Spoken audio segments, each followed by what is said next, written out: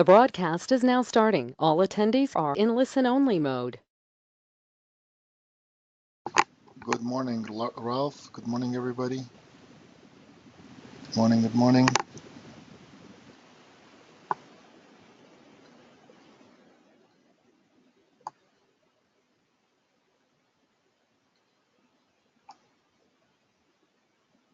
Patrick, David, good morning.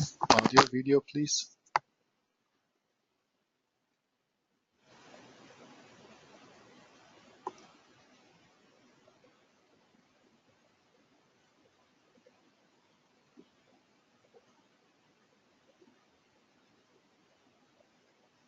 Aggies, good morning.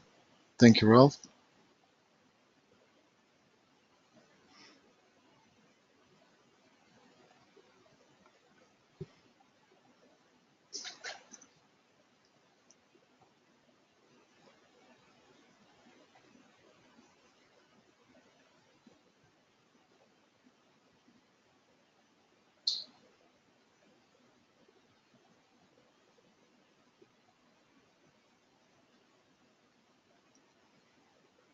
James, good morning.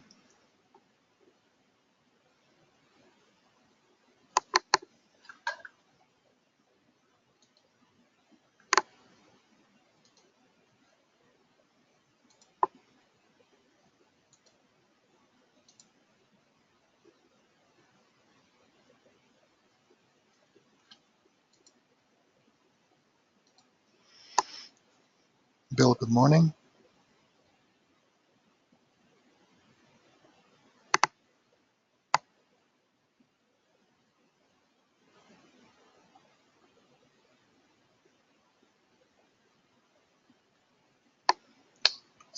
News today. Let's see what we have. First, let's see who's here.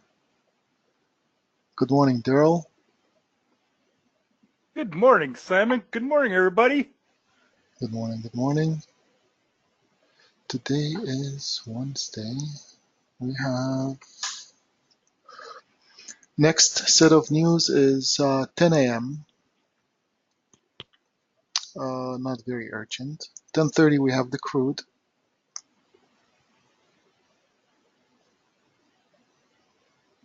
And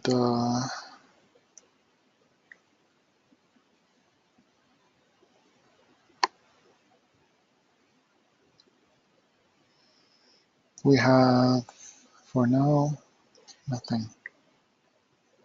I will wait for maybe just a few minutes after 9 to do the top-down analysis.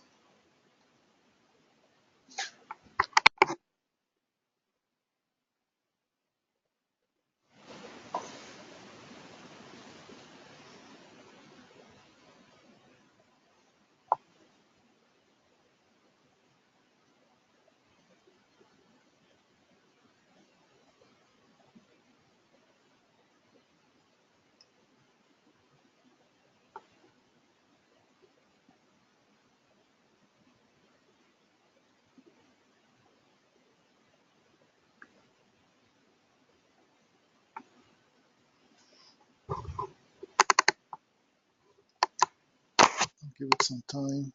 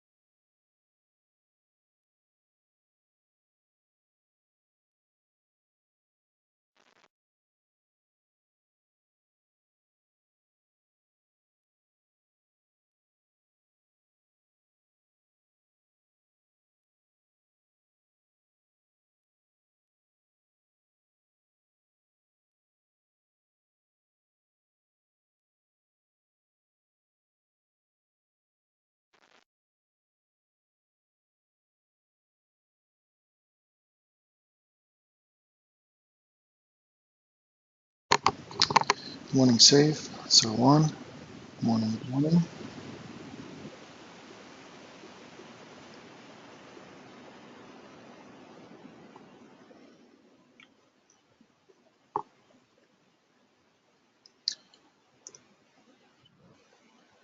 Okay, the crude just opened. You folks remember yesterday's crude analysis? This was the box. I said below it is going to run down and above it is going to run up, but I gave you the levels. You know, I mentioned yesterday to Daryl, the market moved yesterday when I wasn't looking. You realized I was looking for certain moves in the market, and it was just horrible all day, all morning, until late, very late in the afternoon, and then the open in the evening. But on crude, you see the movement here between the time we logged in yesterday, it was around here, and then went up, down. Once we broke below, look at the move between 10 and 12 when we closed the room. See this? So it was really horrible. I took a break after. By the time I came back, it was more horrible. And then later in the evening, look what happened. Well, I thought you liked the areas where it touches 25 to 50 times. I know. And really, if you look at the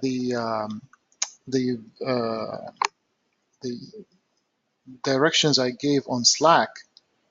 Hey, good morning, David. On Slack, I mentioned yesterday. If you look at it, crude.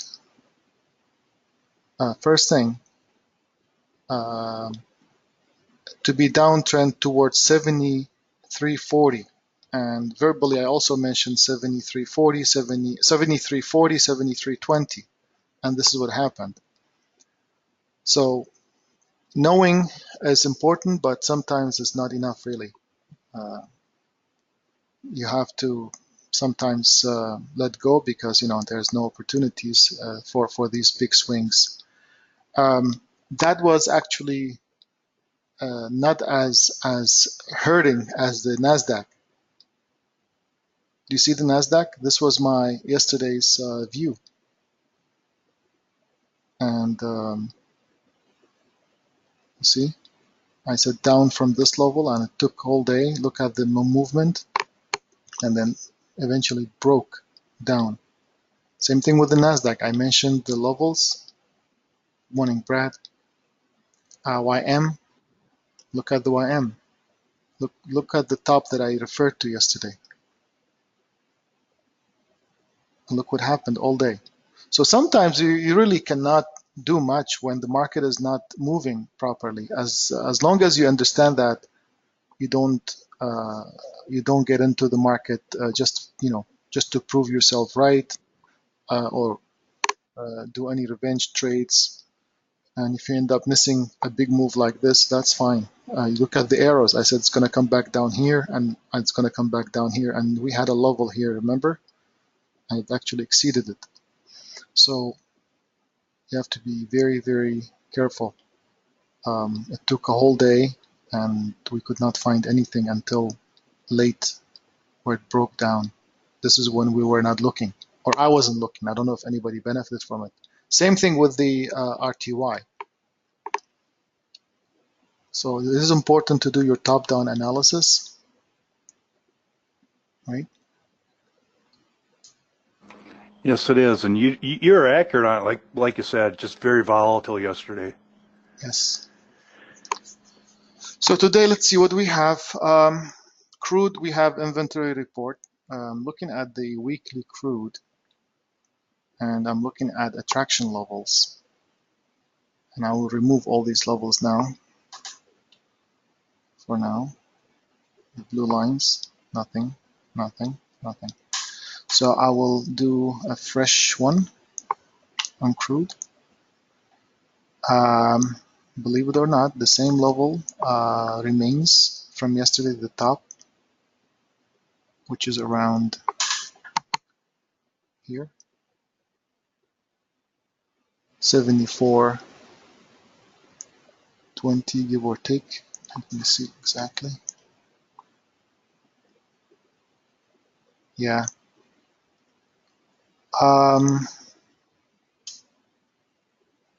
Yeah, crude is going to be 74.20 CL above 74.20 is going to be strong,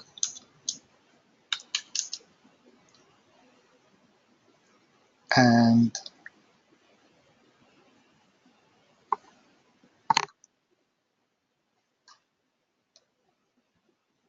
below 72.80, 72.70.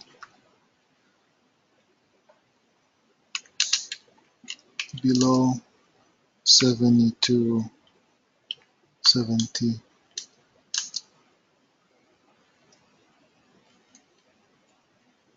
weak.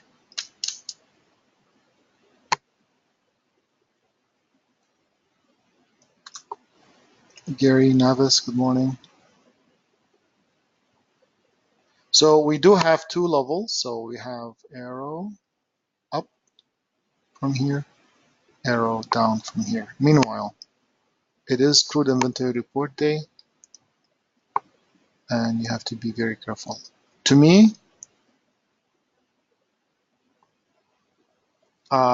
expecting the crude to break down lower today,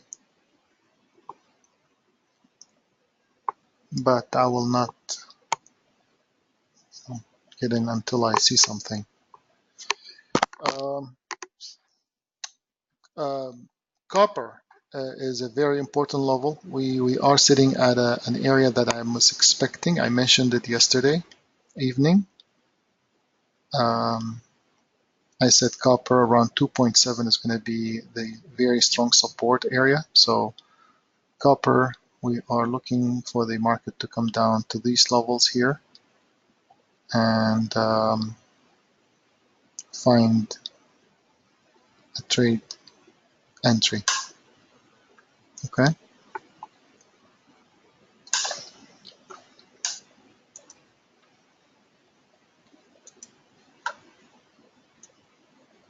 Morning, Gary. Morning, Balraj. Balraj, good Nevis, morning. Brad. Let's remember that sometimes the market is full of scalps here and there. I cannot catch up with the scalps if I want to type them and give them. So we talk about them. A lot of students do scalping according to the methodology, but I focus on swing or big trades. Good morning, Camille. Overall, I'm looking for 2-3 trades a week where we could, get the results that we want. It doesn't need to happen in 1 week, as long as we keep doing what we're doing. Sometimes you end up looking at the markets all day without benefiting from it. Just like I explained yesterday, the market, first thing I was able to know where it was going, and as you see, I marked everything, but it was not moving. It was just back and forth until late evening, or late in the afternoon and early evening. An opportunity missed. Yes, we have new videos that I made. I will look them up. Yes, I will look them up. Just made a few sessions.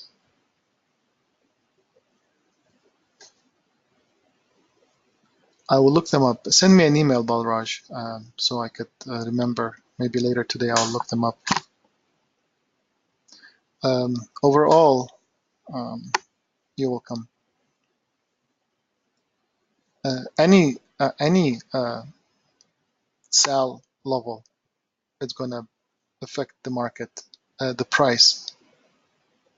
Maybe 2-3 ticks, maybe complete reversal. It depends on where it is. And relative to the volume profile levels.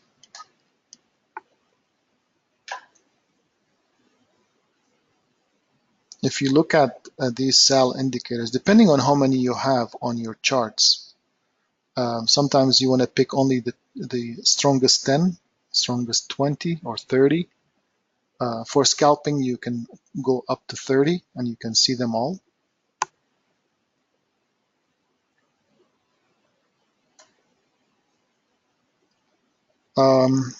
NASDAQ, looking at NASDAQ, really it's a shame that it moved late from my, good morning, Scotty. NASDAQ, I don't have much at this time. It still looks bearish, but no need to get in until maybe it starts stabilizing after 9:30 open. For now, I want to remove. I removed all the levels that I plotted yesterday. Looking at the daily charts, weekly,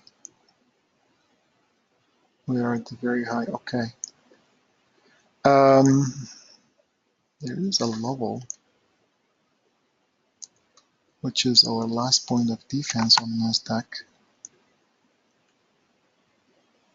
I would say around here.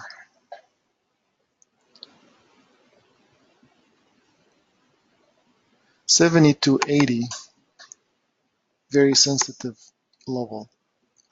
So NQ, 72.80 is a sensitive area.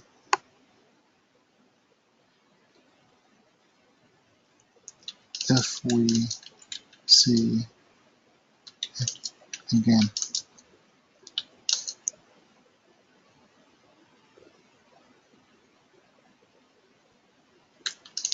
Could be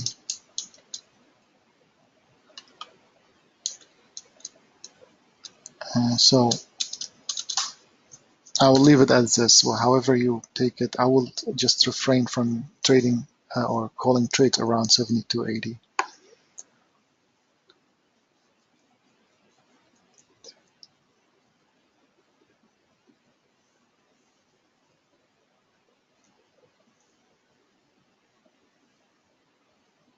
Hey Scotty, good morning.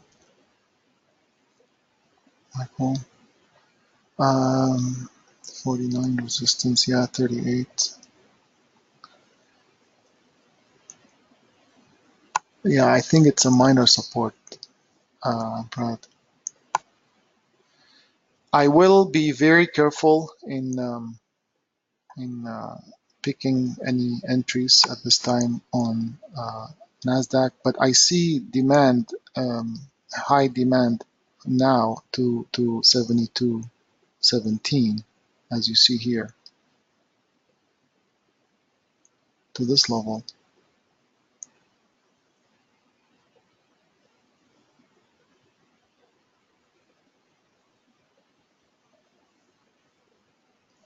Yeah, it is weak. You see Balraj, the Brad's levels that he's looking at from stemming from the tape, SAL indicator looks at the same but filtered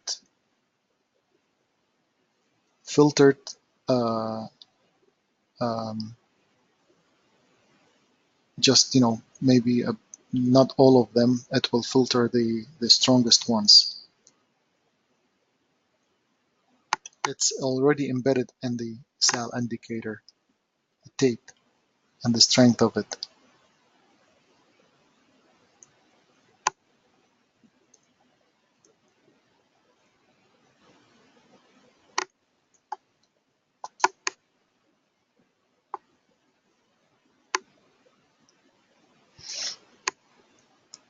Other than that, folks, patience is key.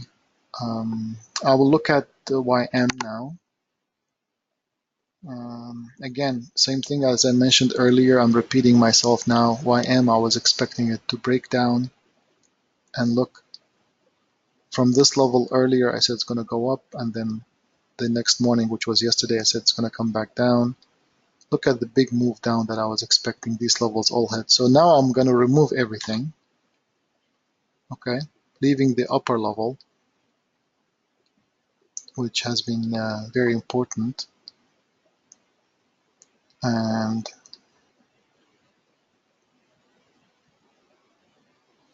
I think we're still bearish on YM.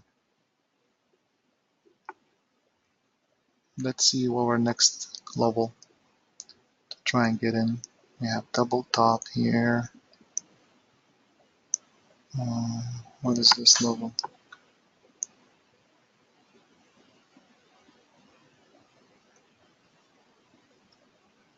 I just sent Sarwan a link to the one of the SAL indicators. I'll send him another one. Oh, you have them. Or Training. Balraj. Sorry about Balraj. You have the training sessions? Yeah, I'm looking them up and I'm sending it to him. Okay, thank you so much. You bet. Let me know if you didn't get the first one right there, Balraj.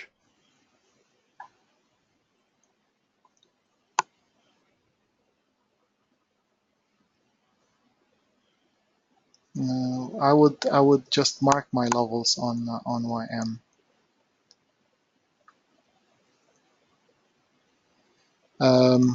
RTY, the Russell, same thing, folks. Yesterday, this was our view. Long story short, it moved when I was not looking. So now I'm gonna remove the levels, the lower levels. We are still bearish on RTY.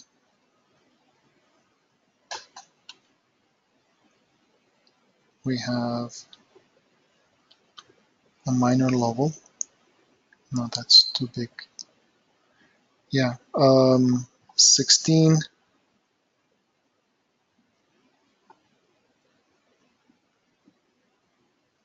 1696. We have to be careful with it.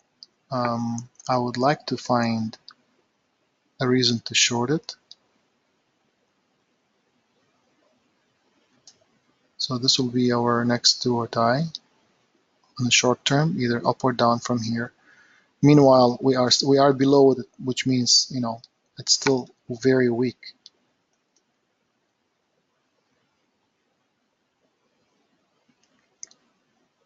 Just gonna mark my copper levels. Maybe we can find a very good.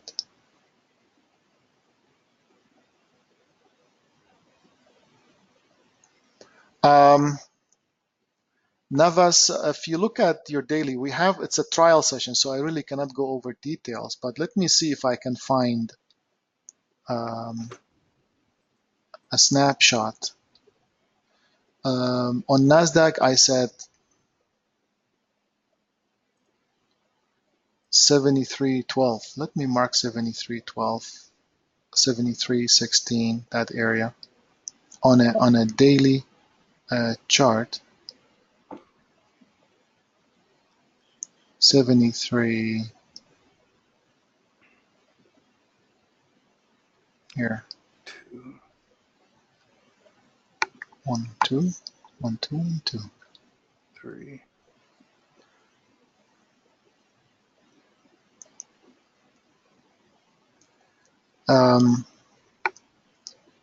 Yesterday, if you look at, I'll send a snapshot. Are you on students Slack?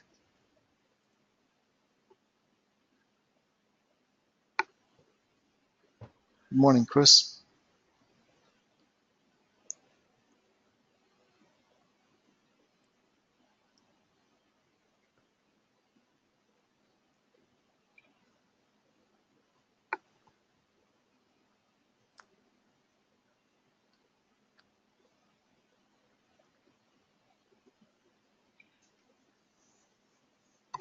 Navas?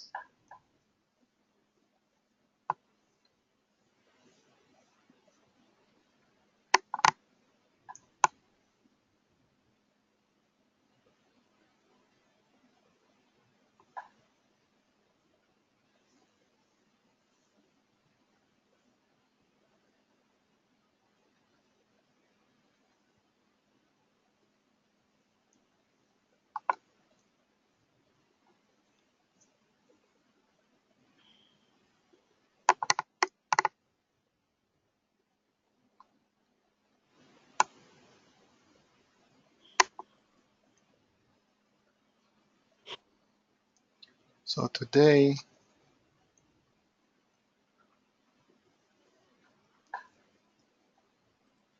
we are going to be waiting. The market is very slow.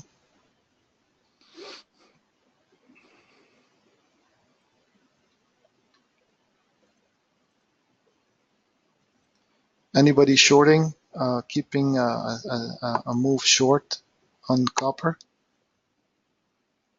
I'm expecting it to come back down to 2.7 level before finding the final support. We talked about copper last week. Do we have audio in the room, folks? Audio? Yes. Thank you. Yes.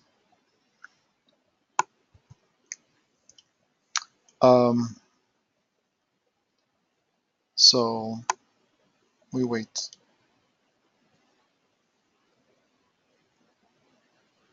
That's fine, Nevis. Are you in the Slack, students Slack? Okay. I will post this chart into the chat, into the Swing Traders Club members, okay? And I will say, see upper level on NQ.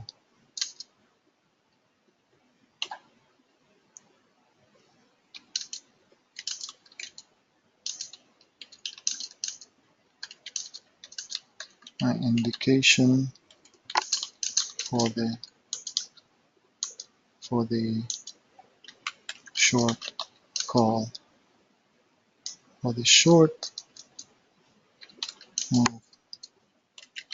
yesterday.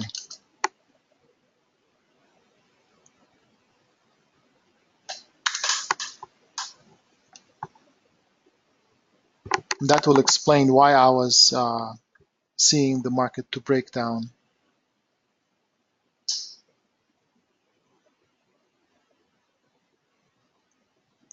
Same thing with, oh no, don't worry, man. No apologies. It was similar thing with the YM and the Russell.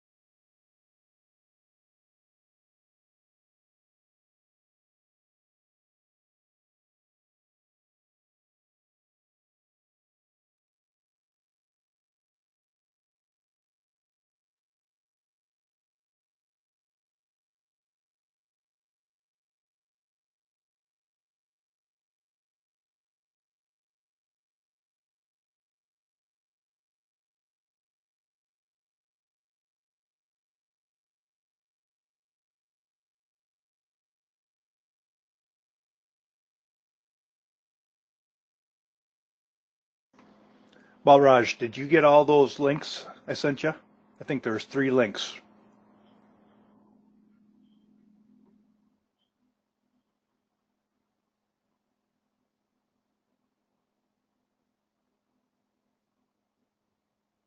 It is very simple. I will explain it in a short term. I explained it yesterday, Balraj. Look at this. You know, scalping. It's detailed in our members area, and we look at it. We talk about it. Sometimes I call out these scalps. Right? You're familiar with it. So let's assume that you have a level, and the market ran down very fast, and it created this volume profile level, and it went back up for the first touch. And here you want to take a short, but you don't know if it's going to be here, here, somewhere in this area. You want to grab a short with the least risk possible. And sometimes you don't have a clear stop loss. So the sell indicator, if you have a sell indicator sitting, let's say here, sorry,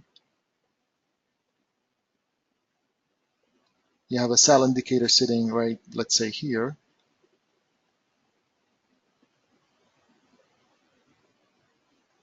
okay? This will be your indication, 1 or 2 tick within this area is going to be your uh, entry. Okay, so that's how I use it. So if I'm looking at a very long-term trade, so of course I would look at bigger charts. You're going to be looking at maybe 233 tick charts, 987, 466, whatever the case might be. But if you find that you want to find you want to exactly pinpoint an exact entry for a scalp, the sell indicators will help you, and you could maybe do 30 of them if you're scalping. You know what I mean by 30 of them?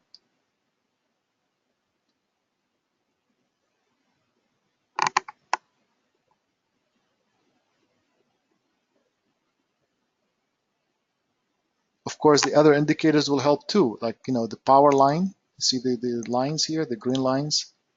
The DRL is very important too. DRL level. Look at the market here. Look at these DRL levels.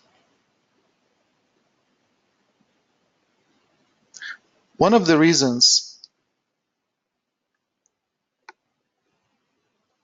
the indicators that we use are very important, and one of the reasons I'm saying for example, the Nasdaq is going to come back down to this level here is not only the sell indicator, the attraction level indicator, but also we have multiple DRLs, dynamic reversal levels. It's attraction.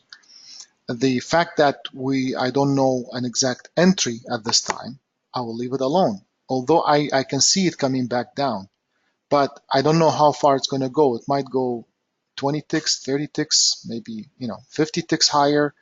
The market is now, the Nasdaq is within a continuation zone, a very strong continuation zone, which I don't have anything to find as a resistance to bring it down at this time. So once I find it, then if I grab an entry or call an entry, we might keep it towards 72.17.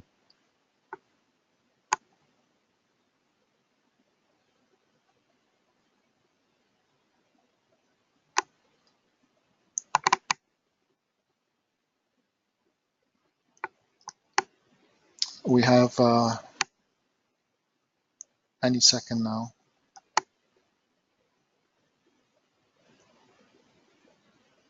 Market is opening.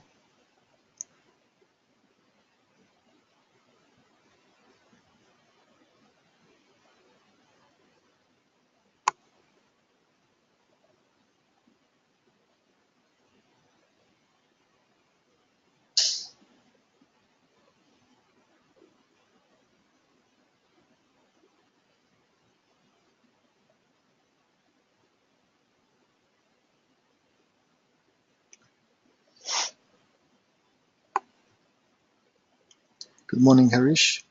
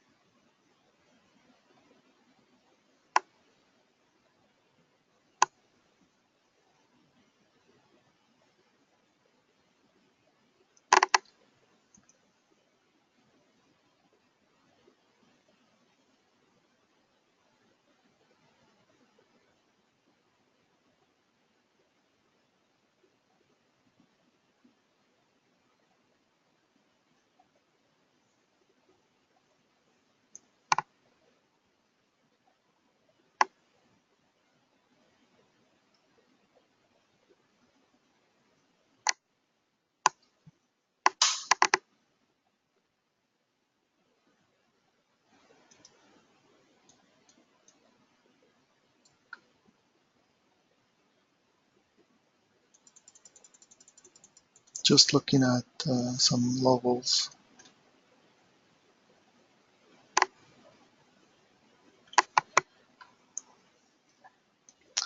Careful, Nasdaq might go as high as 72.80 or just before that. It is very strong now.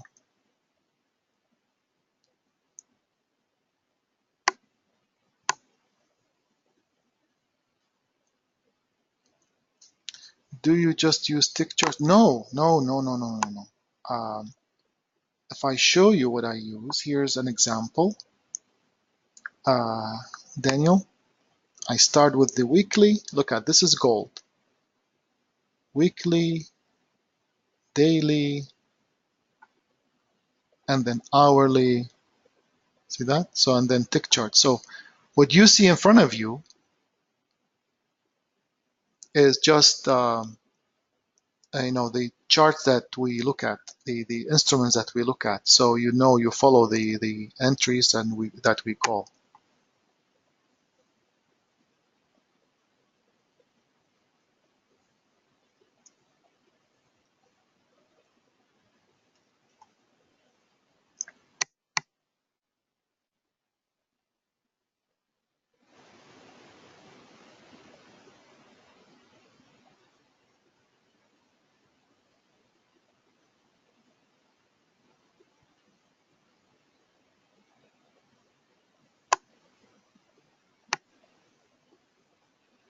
I don't use minutes, no.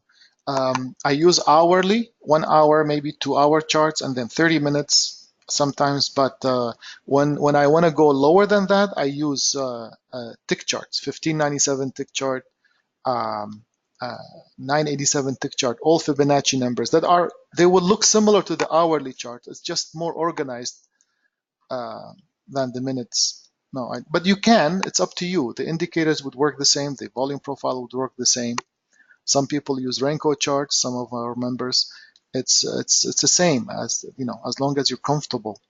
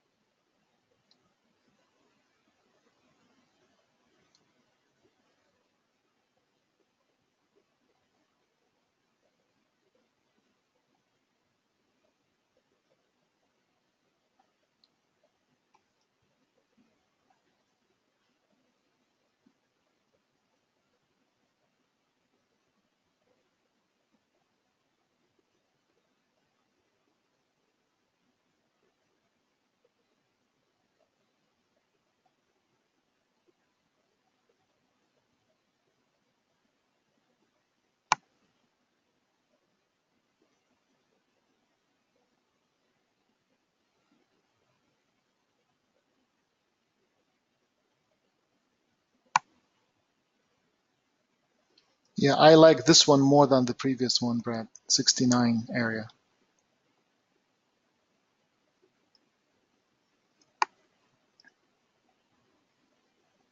for a scalp. If you took it, then you're good.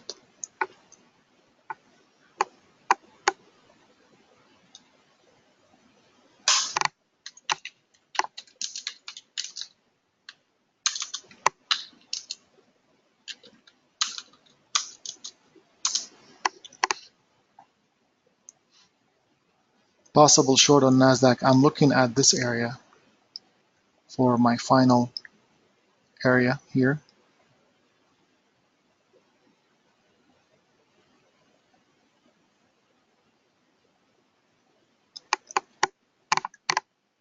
For the Nasdaq, I'm looking at this area to hold so I can maybe find a good short towards the bottom line.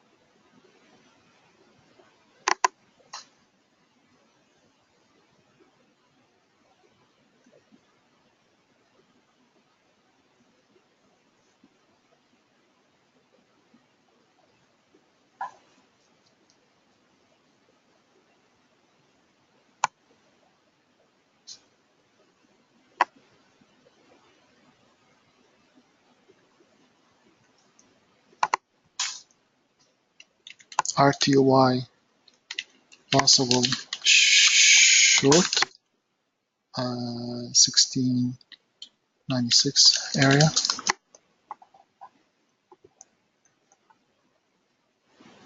Hey, hey, get to the line.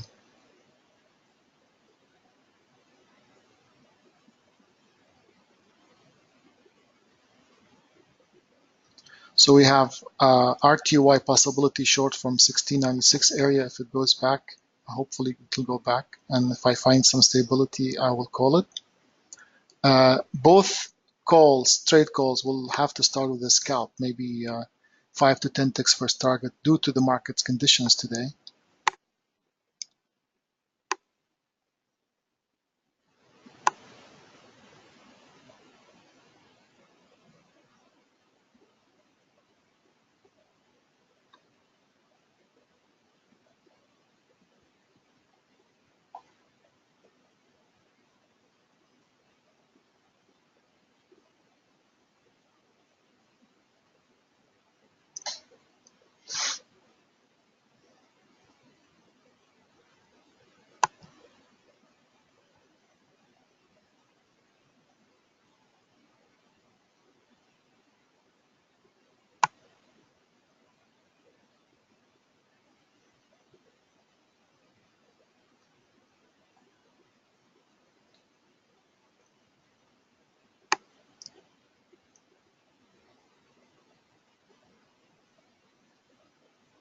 I know. I know it did not come to the level that I was looking for exactly.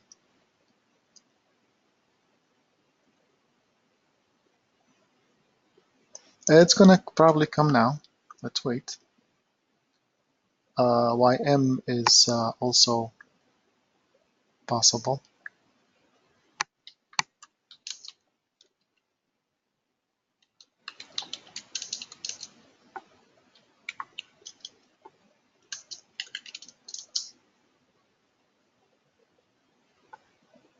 You got 72 short? Okay, nice. Good for you.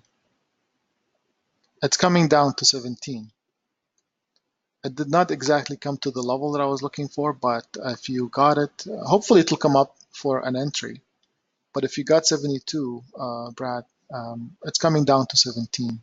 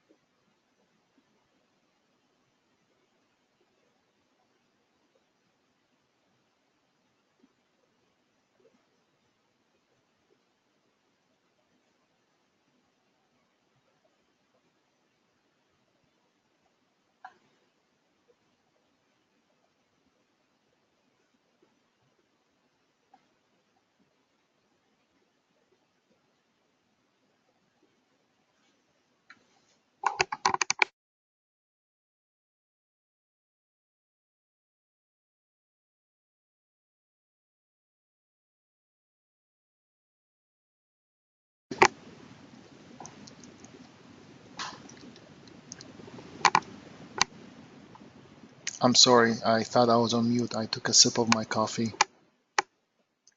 I'm so sorry. You had to hear that.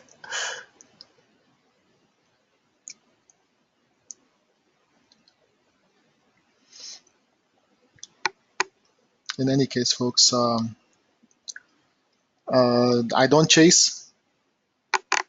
I hope you appreciate the fact that I don't chase. I don't like my members or my students to chase. If you miss it, you miss it. This is something you have to learn to have longevity in this market.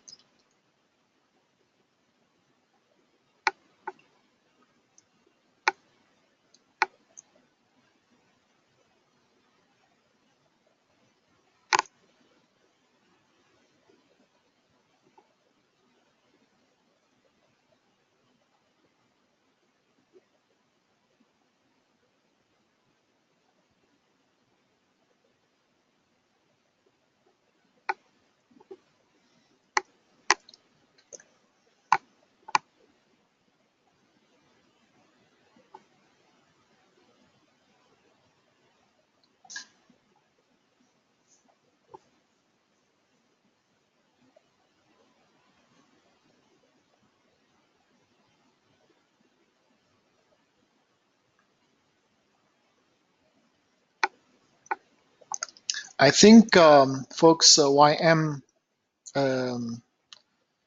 is going to be our best bet, but the YM might go to 24,800 before it comes back down. But other than that, I don't have anything.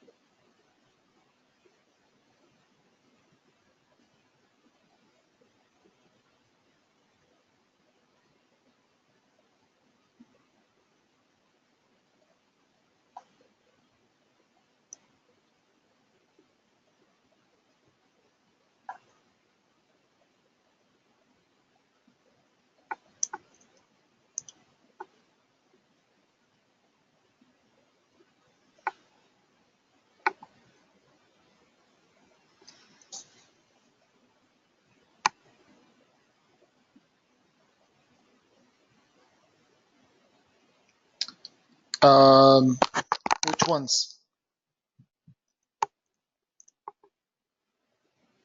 Which ones, Patrick?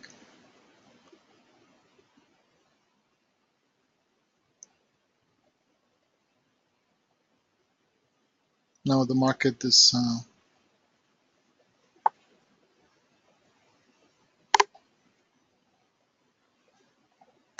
Ah, yeah. Anybody took these trades using options? Maybe. I bet Egg is in with options.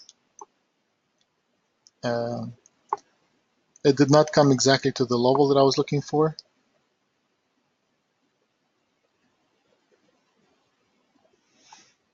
Well, there's a reason why, Patrick, I don't look at other things to make me hesitate or change my mind, because the more information you have, overload, uh, the less you do uh, in the futures.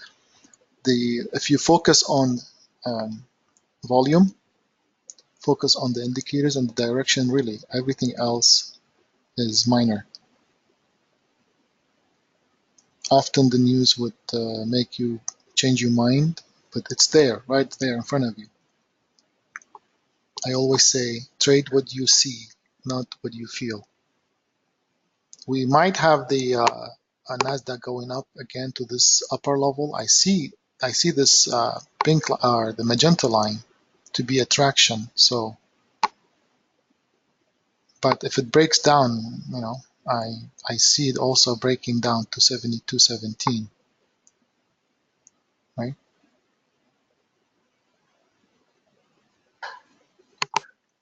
NQ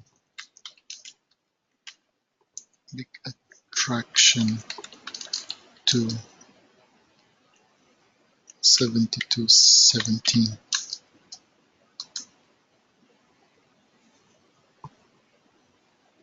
Look at the, anyway, anybody grab these levels short, you need to take profits and move stops, etc. It might go back up to the same levels. I'm looking at the YM to see a better entry, maybe Nasdaq too. Russell is at this time is hopeless. I was trying to find a good level from 96 area. A 68.5 resistance, yes, I see that, but I also see 75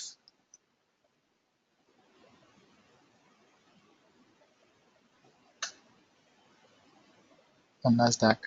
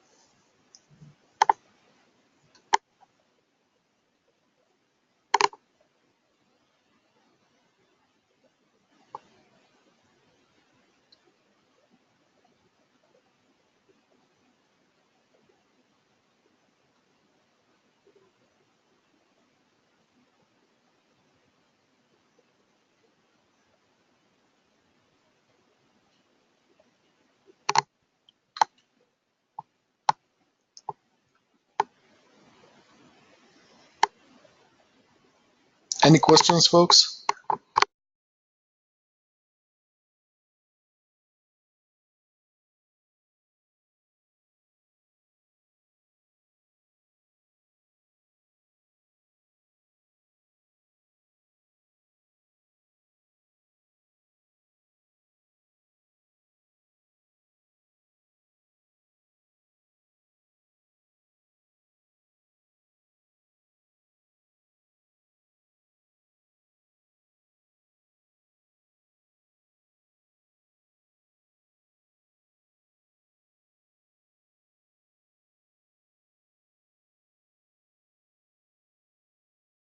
It is, however, it is, you have to basically find a level and have a range for a stop, or start with the scalp.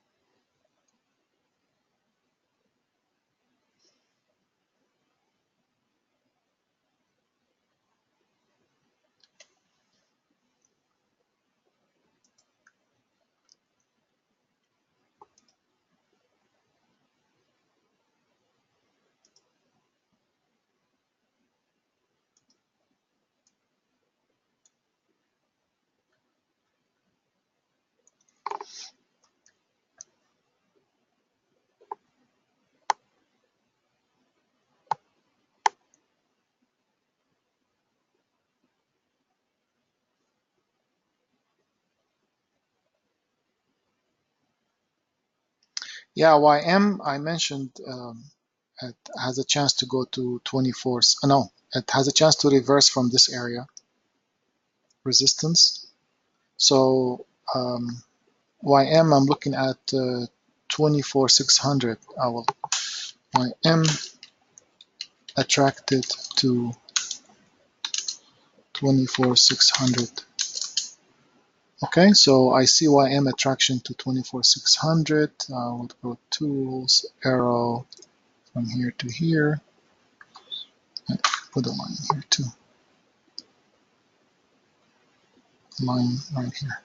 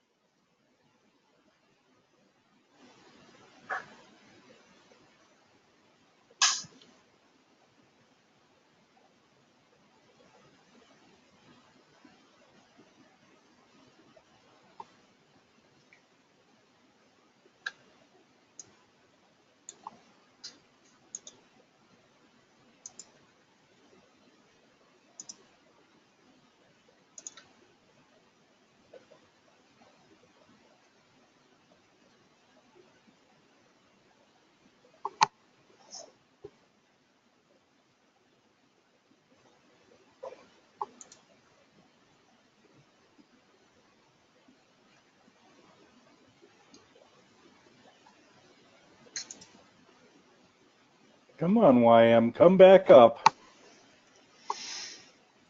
Talk to it, man. Talk to it. I know. Come on, baby. Come on. It might, yeah. I kind of think it's gonna. I think it's gonna shoot just a little bit past the 800 level to the 805, 807 level. Bravo. Yeah. That's a possibility too.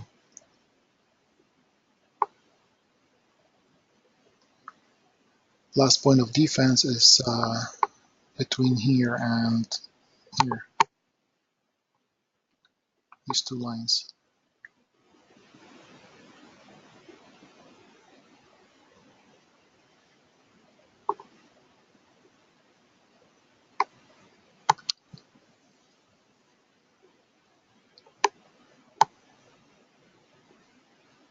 Balraj, you still there? You got all three of those links that I sent you? I just want to make sure you got them all. I think he said yes earlier. Okay, gotcha. Gotcha.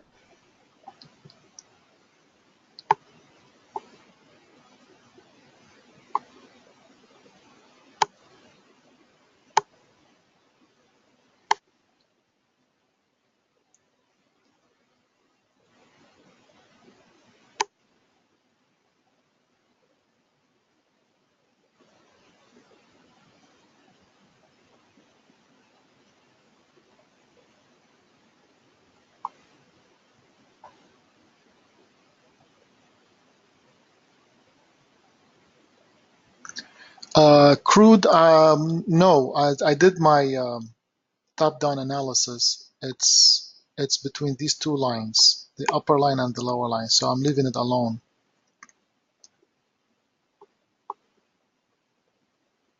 Yeah, the same Yeah, Bill, password I that you wouldn't received. touch. I wouldn't put. Sorry, Balraj, the same password that you received in your welcome letter from me. Yep. Yeah, Bill, I wouldn't touch crude right now until the inventory report comes out and wait till it settles down.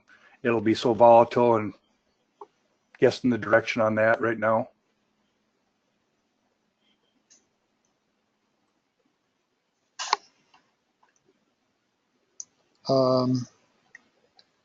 Was it Balraj that asked me about the SAL indicator usage? Yes. Okay. Look at this, Yep. Balraj. This is a minor example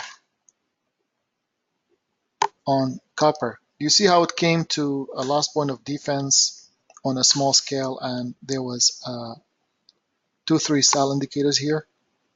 Look at the bounce for a quick scalp.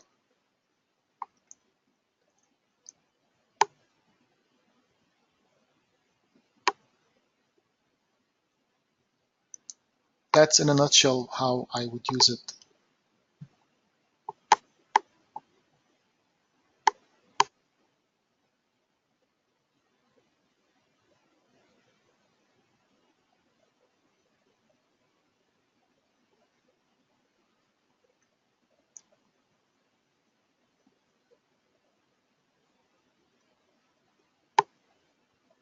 I'm looking at maybe 63 level for a long on NASDAQ, possible. For a quick move all the way to 75, like 10 points, possible. From here, don't want it to go. Yeah, 63 level is important. So NQ possible scalp 7263 area, target 7275 area. Let's see. That was a quick move down. Let's see if I can find anything to bring it up.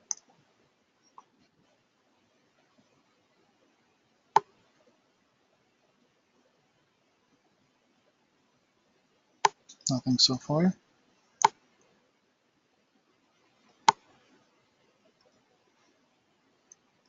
If it exceeds 64 and if I find a good entry,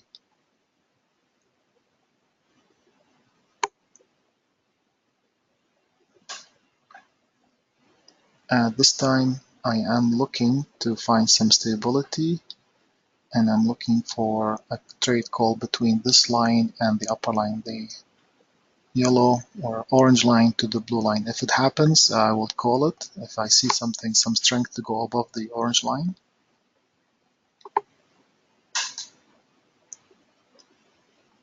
It's not looking good at this time.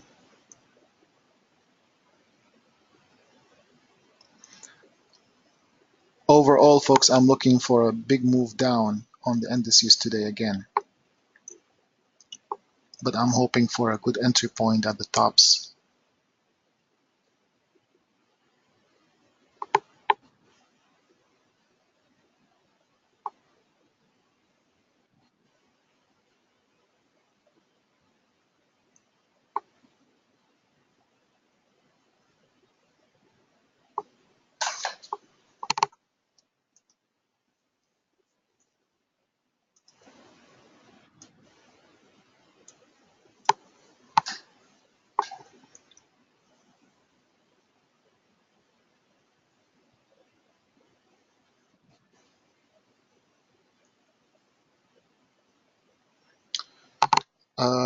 This, if I want to do this, it will be just a room call.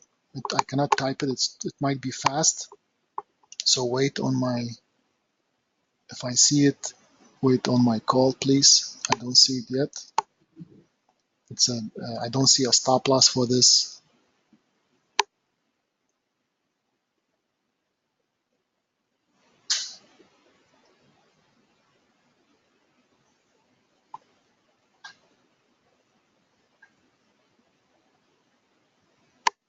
It's too fast. It did not give me the chance to go. It did not give me the chance to call it, but it's happening.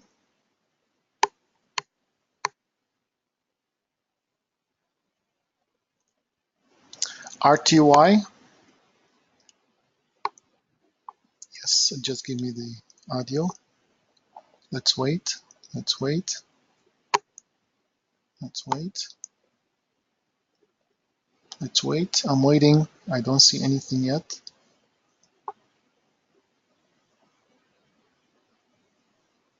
And Nasdaq is going to.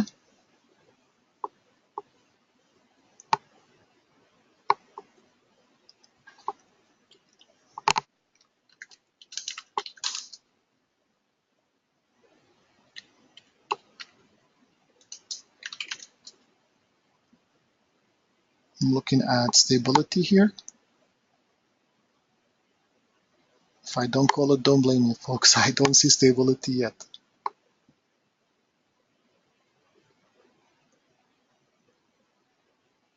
We have to confirm this.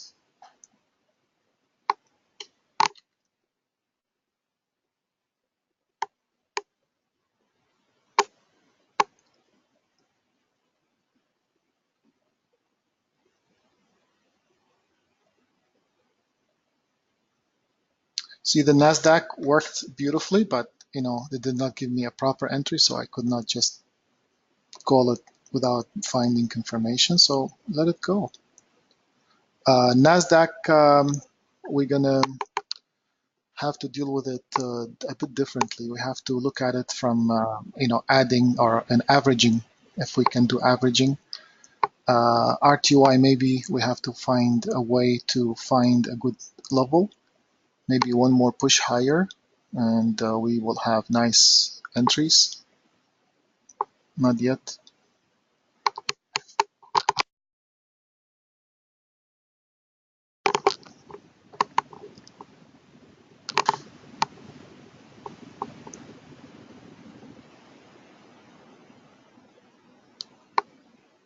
Yeah, it's I don't see stability yet.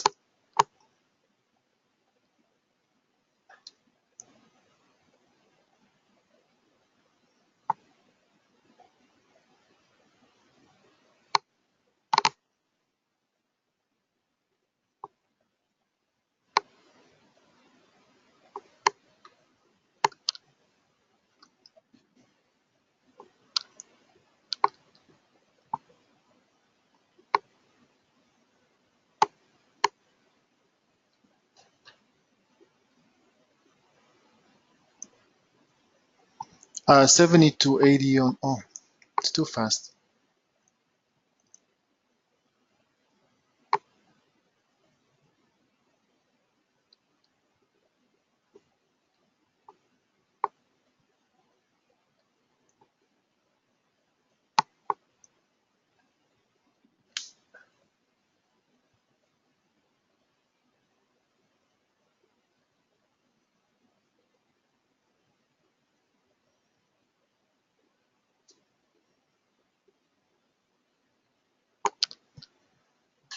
I would like to find a reversal on Nasdaq, but committing with this kind of move, it's a bit crazy. So I will maybe give it a chance. RTY is also, just don't like it at this time.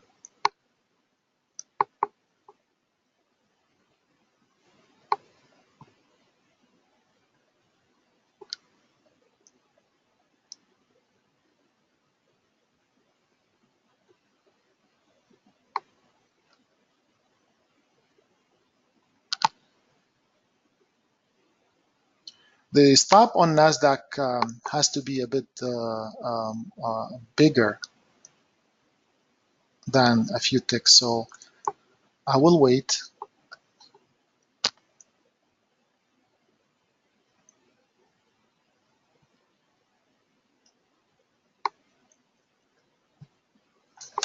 Let me look at my big frames. Okay, Nasdaq is a short, but we have to do averaging. NQ swing short. I would say if you got in, that's fine. 72, 78 area, or if you got in, stops are big for now at 72.86.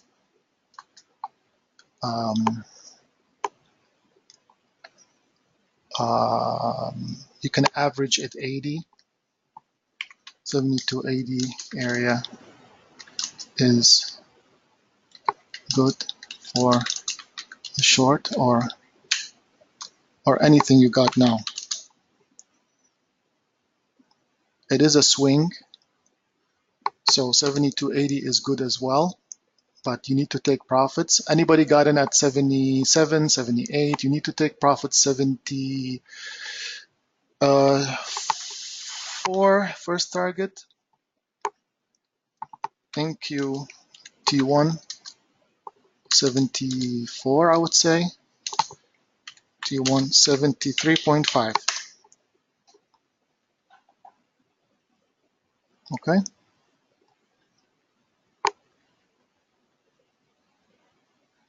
Which is or 70, yeah, 73, 75, whatever this line is right here, first target.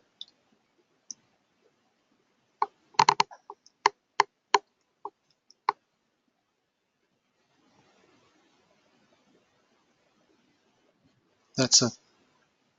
Now we are up about 15 ticks. Depending on your entry, we got 15 ticks. Now, NQ, new stops around 72.83.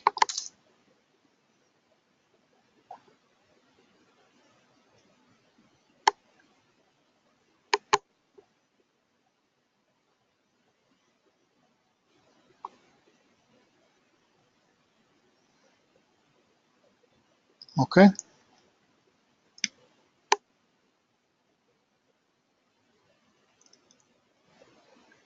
Last target we know is going to be 16.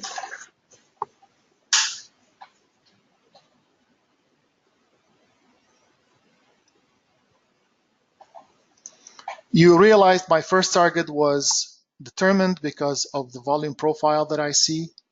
And if it breaks it, we are good to go.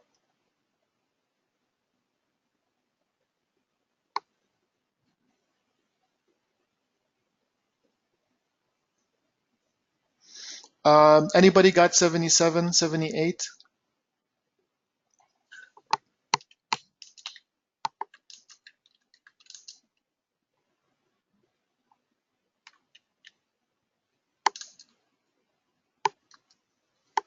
Very good.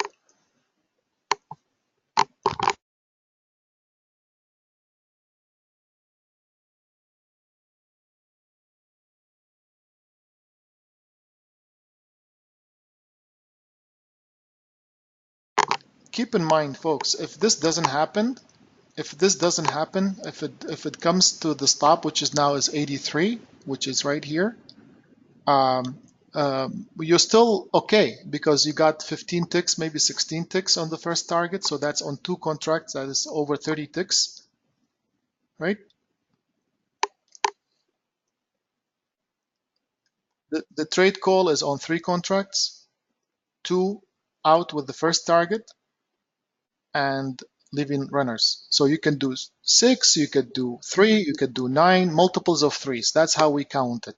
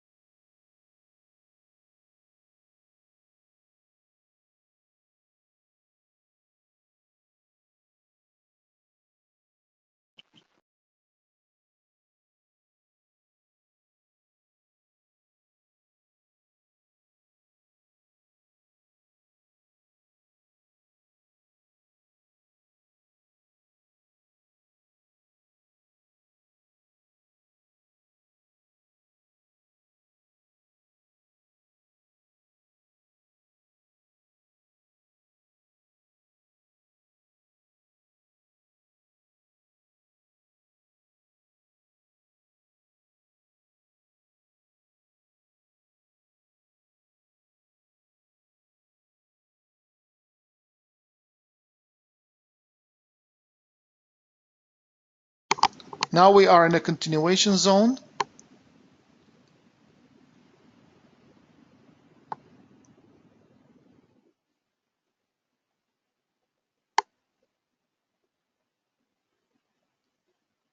On NASDAQ.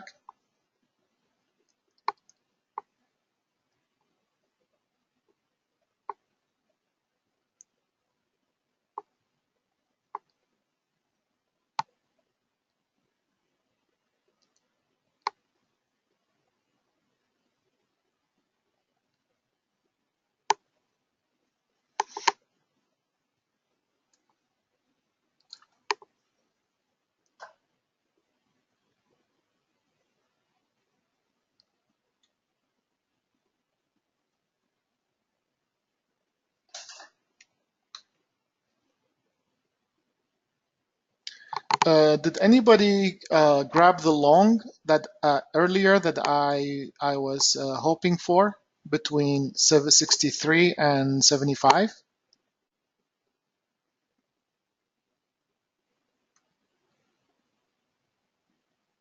For that was a bit confusing if you did not grab it. It was, but it happened. That's the Nasdaq. If you look at the Nasdaq and if you trade the Nasdaq, you have to be willing to deal with its attitude, right? So therefore, I look for big swings on the Nasdaq. I don't like scalping the Nasdaq. It's too fast for the room, too fast for us, for me. But if you're just looking at the market, you could do scalps on your own. So far, we're doing okay.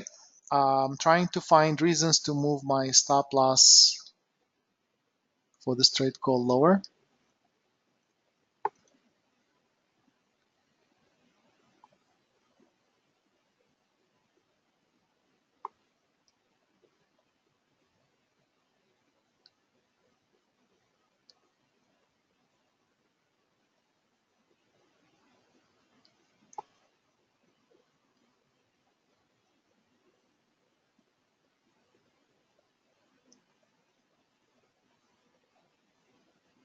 Any questions?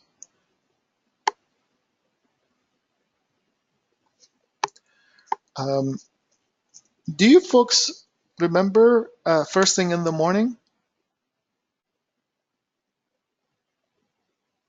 How do you define swing trade for this room? The way I called it now, sometimes it's a big swing, so I have to let them know that stops are bigger than a typical scalp. So I have to let members know it's bigger than a typical scalp. That means if you have a very small account and I'm telling you the stops are big, I'm giving you a heads up. You might not want to deal with it. Therefore, there's specific lessons on how to scalp and how to start a swing with a scalp. And we had an example on Monday, Daniel, right?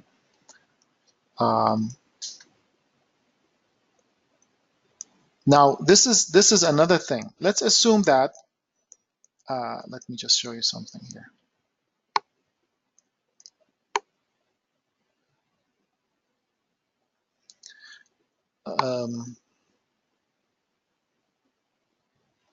Let's assume that you could not deal with this trade call because I said stops are big and you have a smaller account, but yet you know how to scalp using the method. Let's assume that you're a student.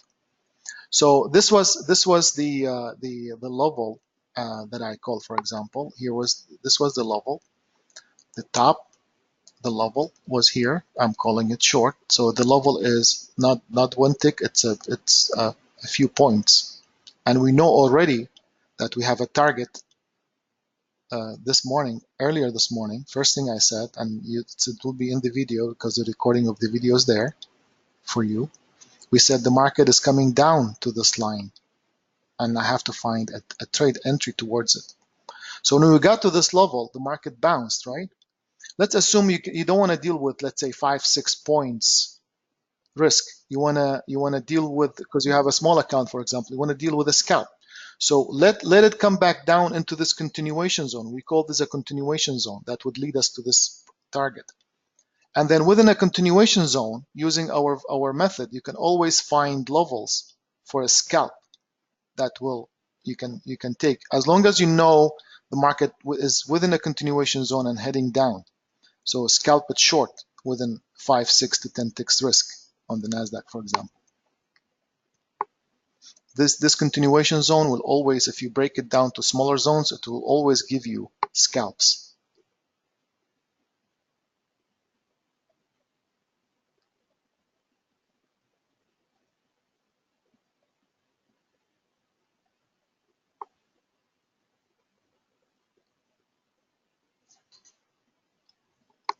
If this doesn't work, remember, folks, we already got into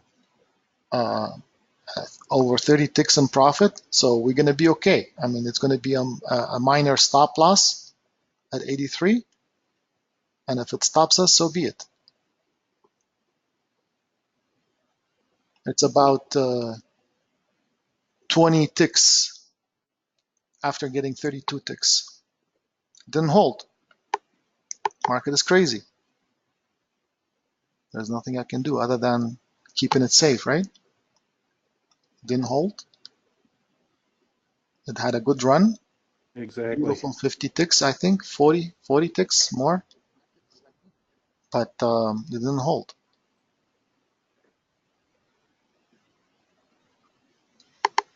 I'm still looking at the YM to come up to that 24.8. Yeah. Swing trades could take a couple of days sometimes, or same day, as long as the target is touched. So it depends. For example, on copper, I'm expecting a swing to be maybe over a week or two. On Nasdaq, these swing trades maybe will be just for the day because it's fast. So as long as we grab the targets, the final targets.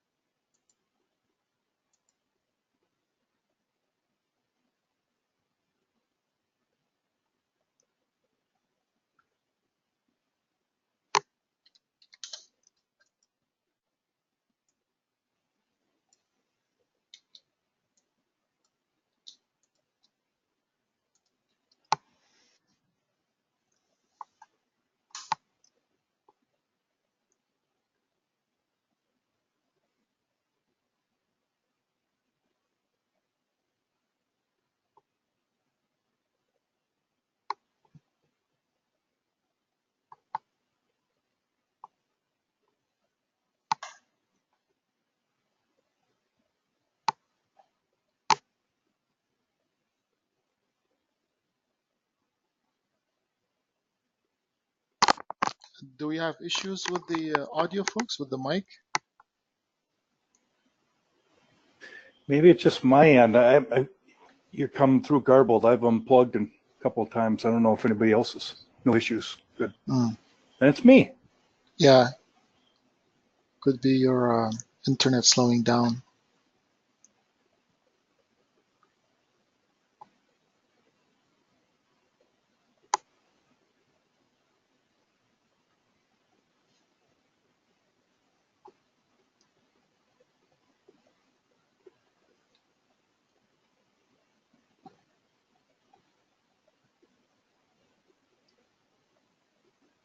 I will take a short break, folks. Just refilling my coffee. Be right back.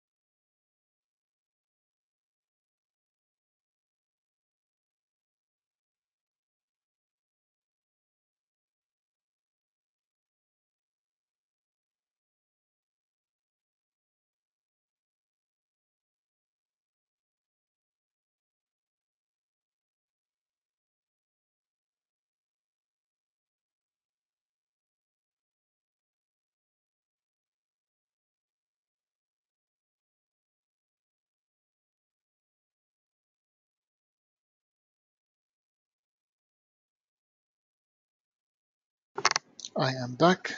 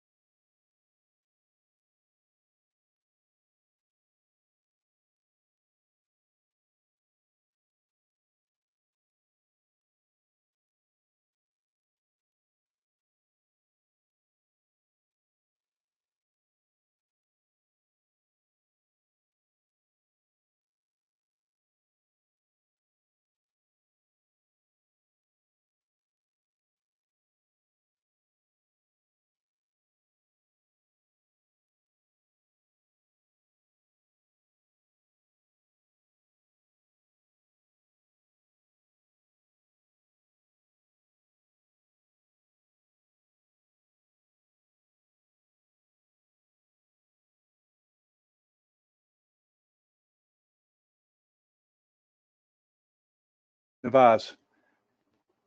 The other guy that you're hearing is Daryl. That's Simon. I think you're on mute. Yes, yes. I'm looking at the next level on NASDAQ, as I mentioned here, 95 level. Hoping I'm hoping 95 area 96 to give us some good final resistance. On YM, the market looks strong, so I will wait for the YM to commit. But these two levels here between these two lines is my favorite area if I want to call a short. Crude inventory report, crazy move.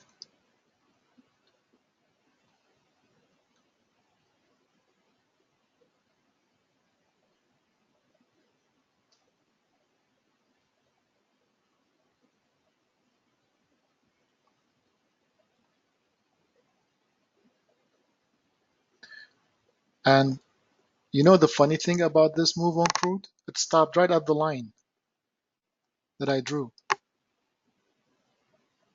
Look at this. Yeah, I agree with you, Patrick.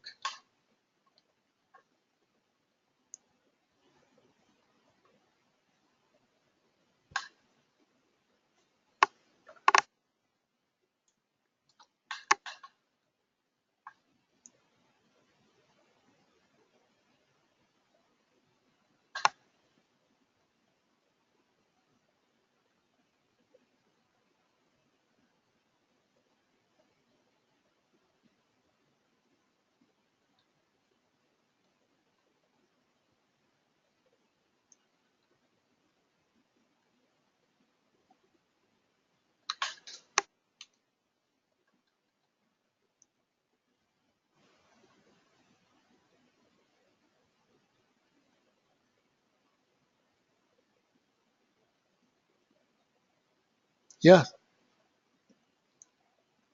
yep, these levels are very important. And look,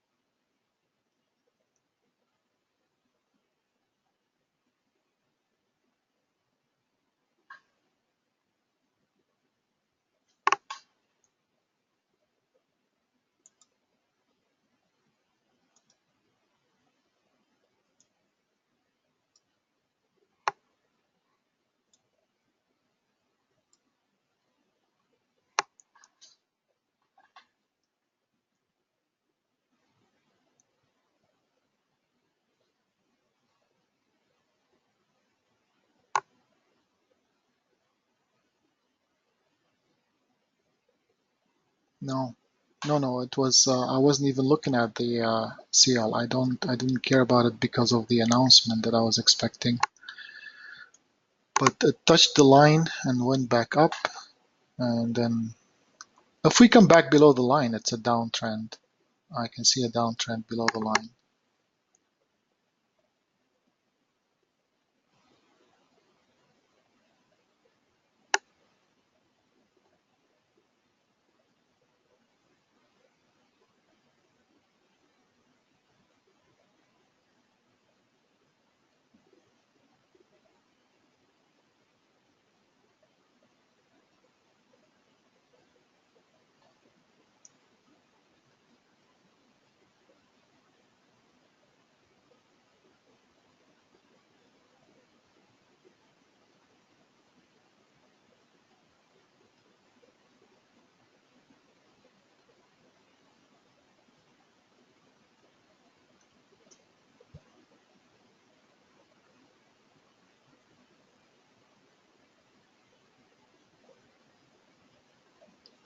Okay, one more move up. One more move up on the YM. It will be more suitable for a short, but I'm looking the YM for a swing to come back down.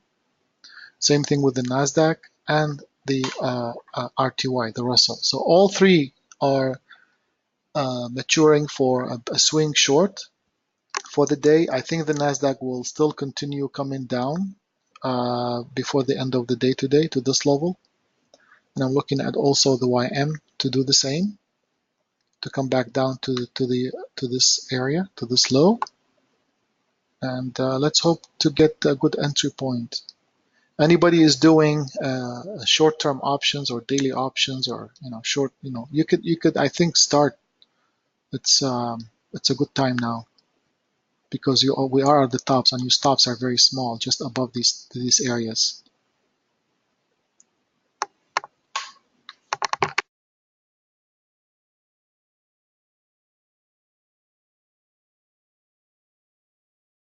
You're doing ETF. That's nice. Yeah.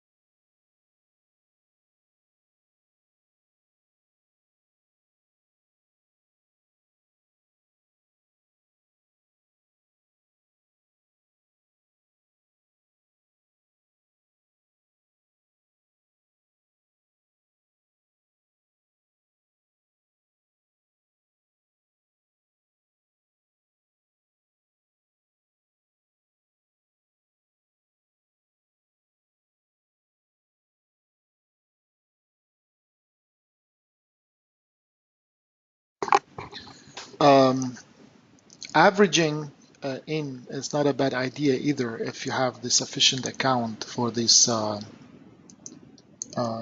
for a trade like this. If anybody has a sufficient account, understanding the risk behind it, averaging into this trade between 84 and 95 area is not a bad idea either. Um, it's more probable that it'll come back down, both the YM and the Nasdaq. RTY also might follow, but RTY has exceeded the level that I was liking.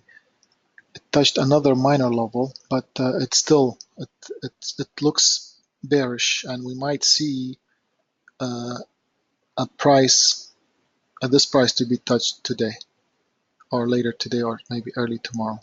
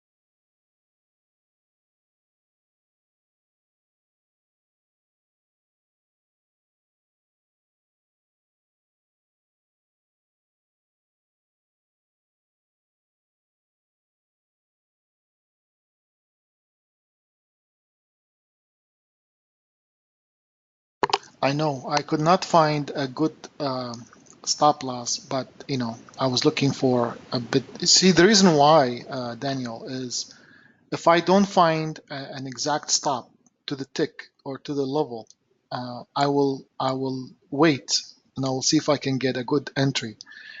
If I find a level where I know it's gonna the market will respect, but the stop loss is big, I have to advise, just like I advised now. I said, I mentioned, averaging is not a bad idea for a sufficient account. So it is a bit confusing between the trade calls. I have to be specific. Um, Not everybody has a large account, you know. Exactly. So for example, some students will use options because the stop loss is not determined to the tick, but we know the market is going to come back down with a big percentage accuracy, maybe 70, 80%. And we're waiting for these levels, which are the least risky because above them are your stops. So if I don't find an exact stop, you can choose to average in, you can choose to wait if you have a small account. Um, That's why. Yes, it touched and then it bounced down.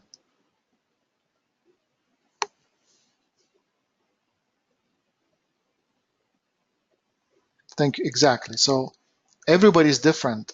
You have to understand um, at one point you will have to learn to depend on your knowledge and to take your own trades. I can suggest a trade. I clearly suggested, averaging in is not a bad idea. It's up to you and up to your accounts. There's really sometimes not much I can do other than advising of the direction and the level, the best level to get in.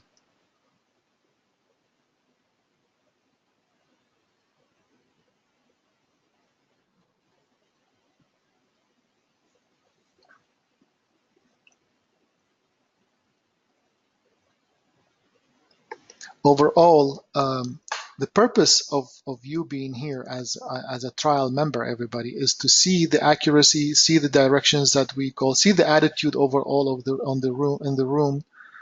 Um, Last thing interests me is for you to join just to follow trade calls. Yes, you can follow trade calls, but that's my last interest. I want you really to take this whole thing and understand markets behavior. It's very important if you want to have a stable career in trading. You have to understand volume. You have to understand why the market is moving and why when I put a line and direction for the day, the market abides by it, right? Whether I call out the trade or not, the market abides by it. So you need to understand, you need to learn these things. Basic.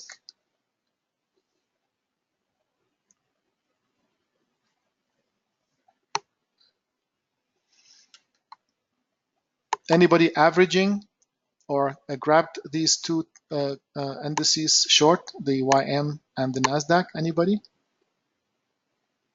Options, futures, CFDs, or ETFs. Don't forget to take some profits. Don't ever trust the market.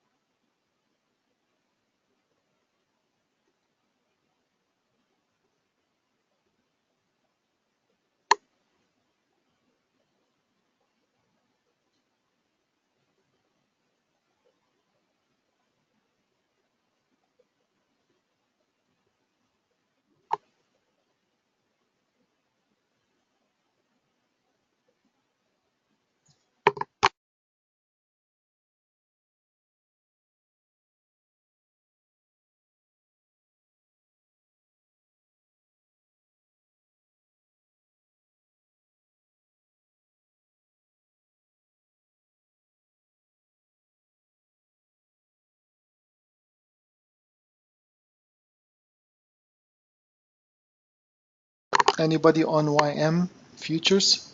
Daryl, did you take the YM? Did you execute that? Because you were looking for this level. No, I got an order in at the 24,811. It didn't kick me in, so I'm not going to chase. Okay, good. But yeah, like what Pat says, he's exactly right. I mean, Simon's impeccable. He knows the markets. He's got 15 years of doing this. He knows it. He knows how to read it. His levels, plus or minus 15 ticks, it'll hit the levels, guys. You're not going to find nobody that knows the markets inside and out like Simon. And the thing of it is you can learn this too.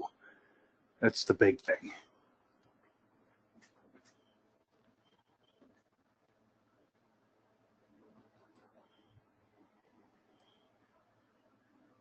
Am I coming through clear? Yes, sir. Thank you. Yes. Okay, gotcha.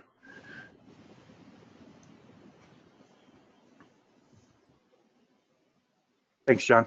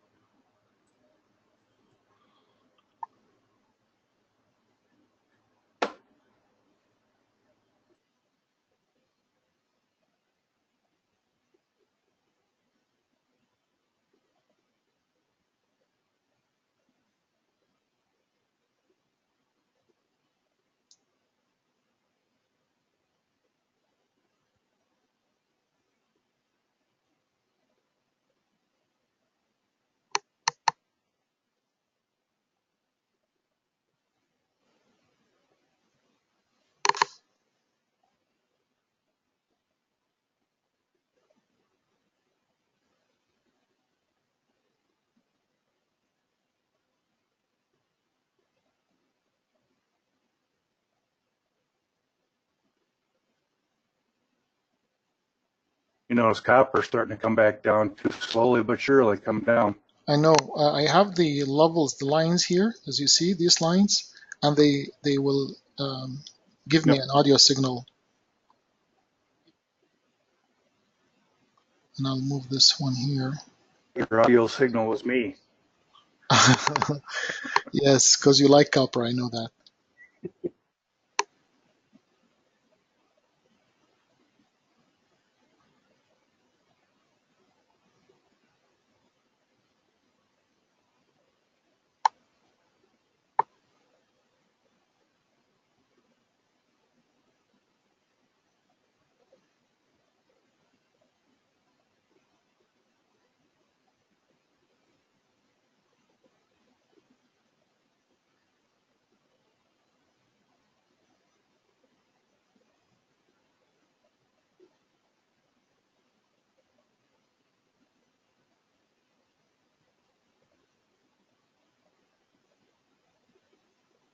Thanks, Michael.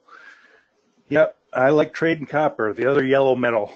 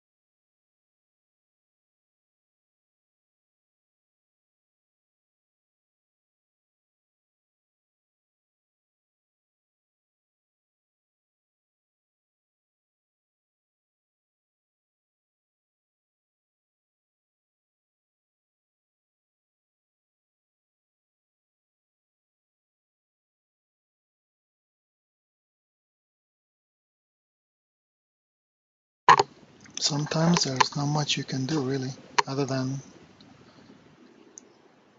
take a general directional trade.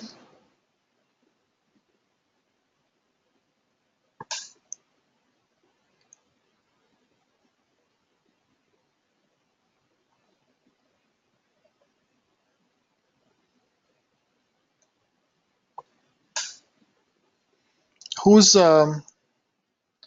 who's taking this? Who's in these two shorts, two indices?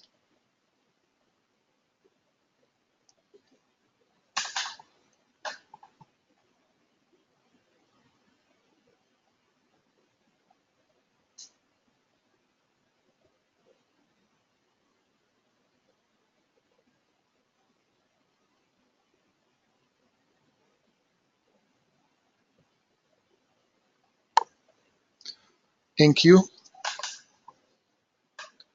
What's your average entry, Scotty? Around 85 area?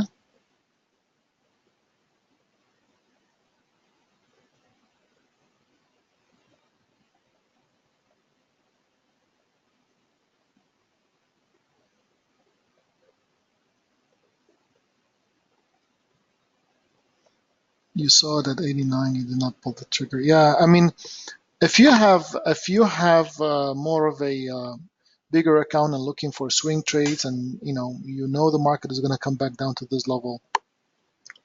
However, nothing, you shouldn't do anything unless you know there is a cutout to this trade, let's say a stop loss. So, for example, my worst case scenario would have been 7,300 area for the stop loss.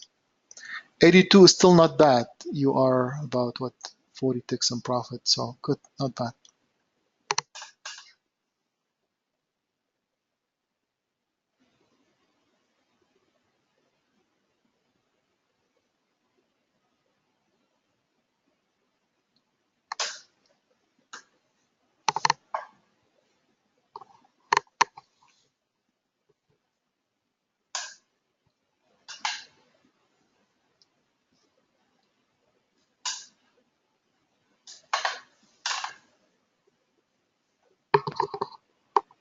Today, yeah, yesterday and today. Yes, I agree with you, Scotty.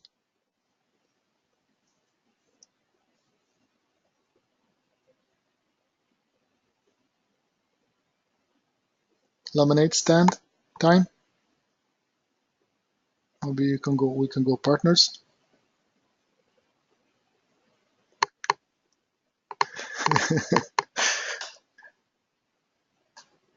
80-20. Mhm. Don't worry. The market is coming back down to 72.16. So yes, the movement suck all the way. It's bad. It sucks. But it will, that's what it is. The market yesterday and today, just horrible. So much hesitation, unbelievable.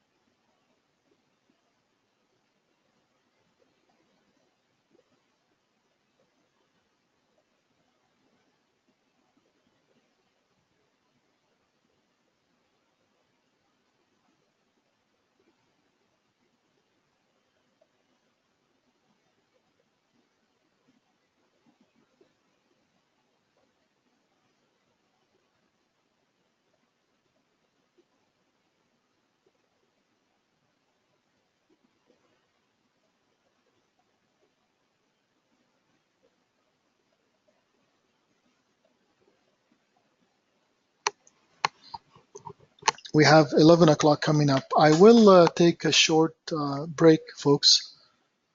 Um,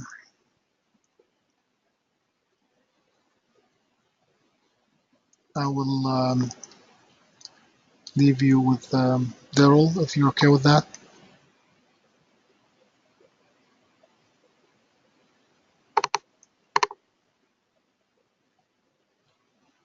Maybe in a few minutes.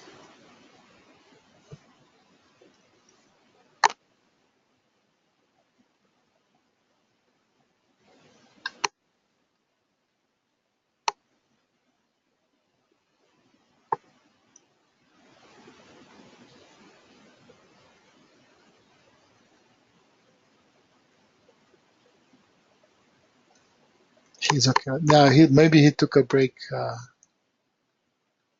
So let's wait. Can you hear me, Simon? Yes, yes.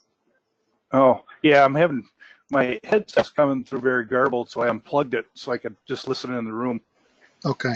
I will take a short break, and if folks have any questions for Daryl, I'll be back in a few minutes. Just a quick bite for me.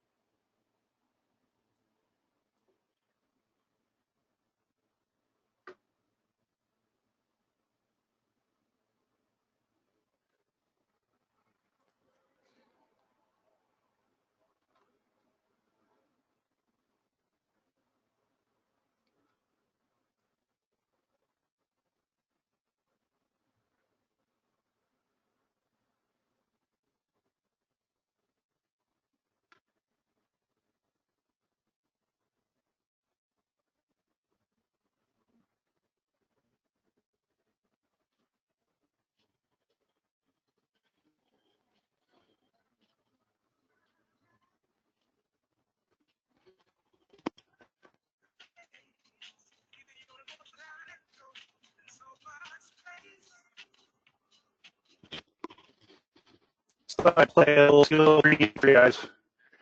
Sometimes the markets are crazy. Here comes YM back up.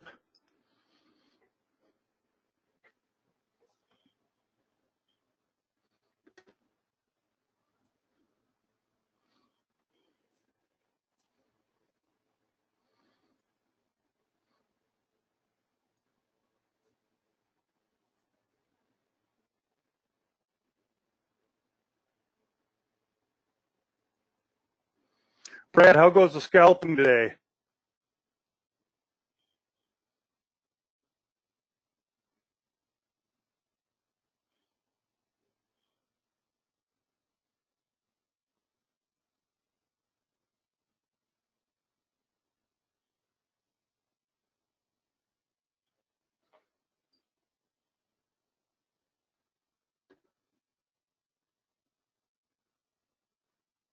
Come on, YM. Come on.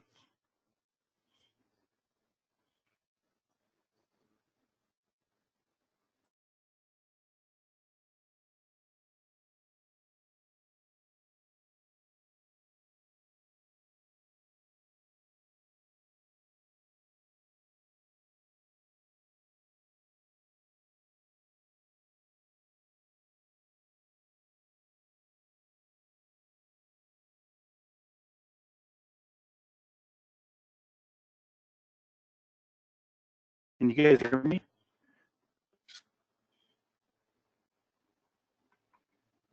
Starting to sound like Simon now. Audio, video, good?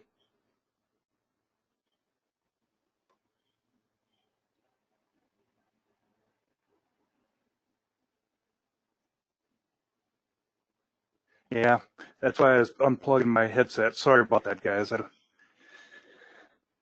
had to contact the internet. My voiceover must be, bandwidth must be. Thanks, guys.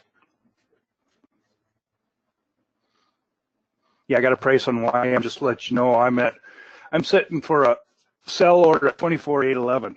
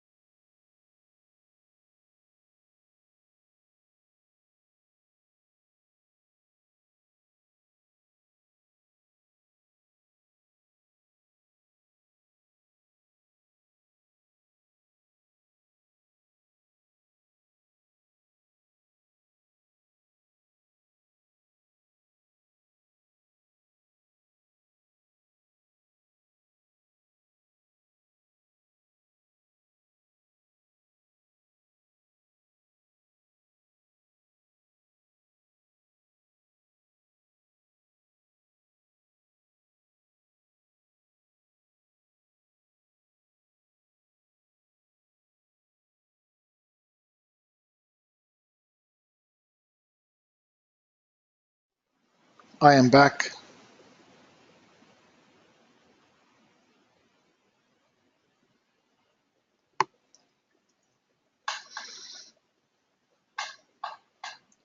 We're good.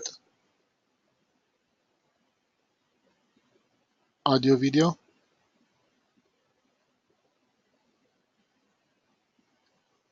Your audio video is good. Yep. All right, so we are good.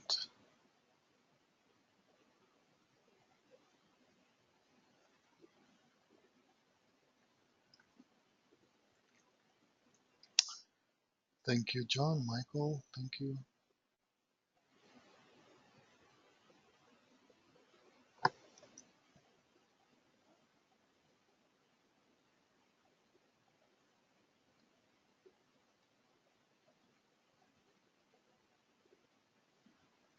Well, that is the last point of defense, Daniel. Uh, that is the safest level that I see for now. Let me double check.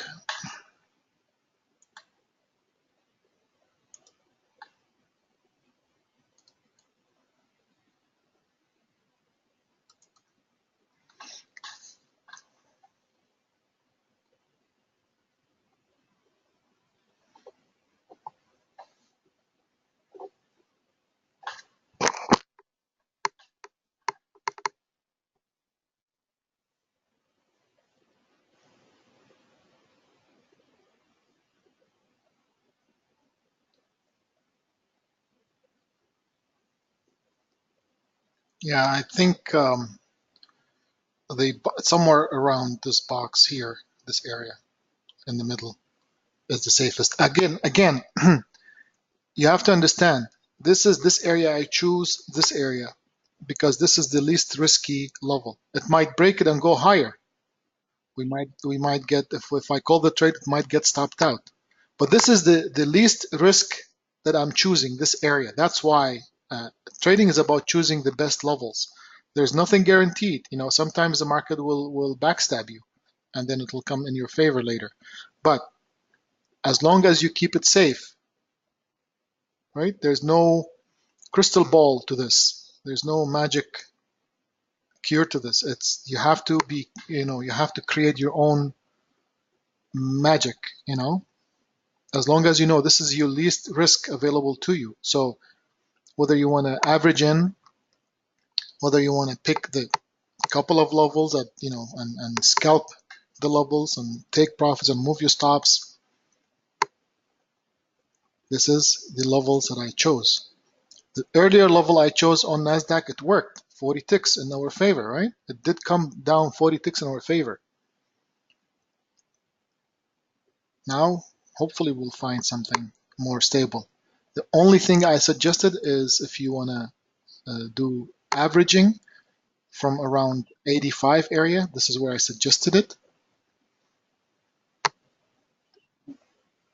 Look at the crude coming down to the same level. As you see.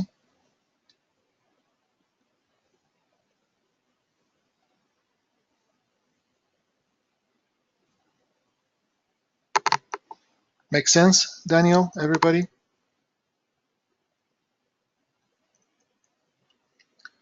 Um, Very good, thank you. Sometimes the market is just garbage, but we know the general direction of the market.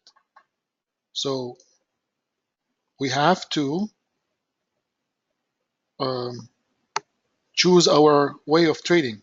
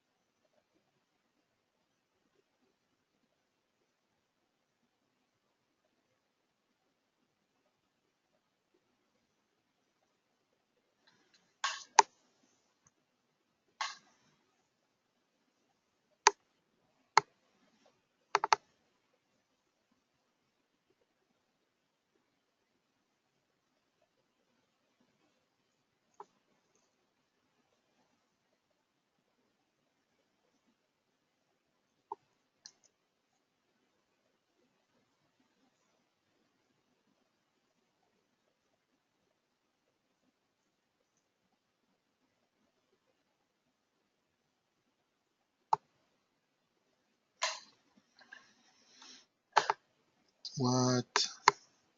Coming back down more. If anybody in the NASDAQ um, right now, and they took it from around the tops, and you're looking for a place to take some targets, 63 is a good target. Remember 63? We had it, our first target in the first trade call. Where is it? Was it 63?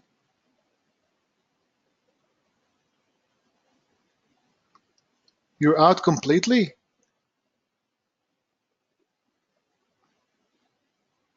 Hey,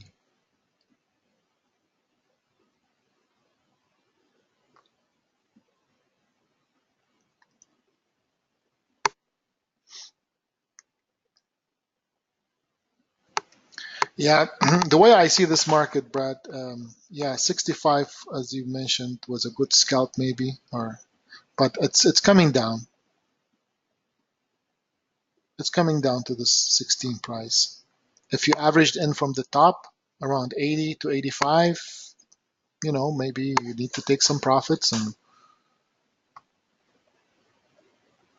and leave runners.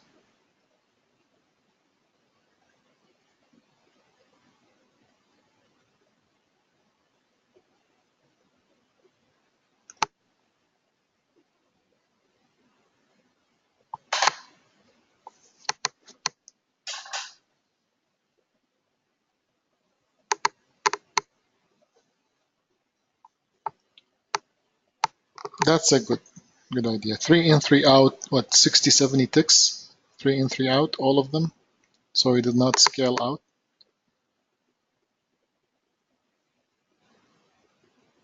Nice, nice, nice, nice. What, 60, 70 ticks?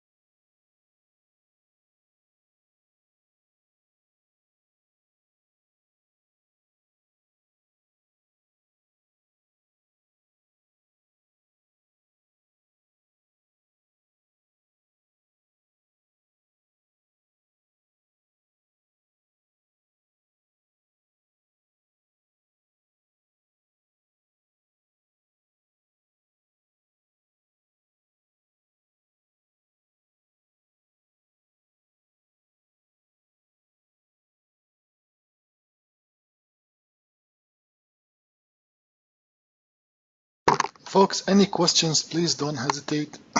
It's going to be a waiting game. If anybody took these trade calls and suggestions, um,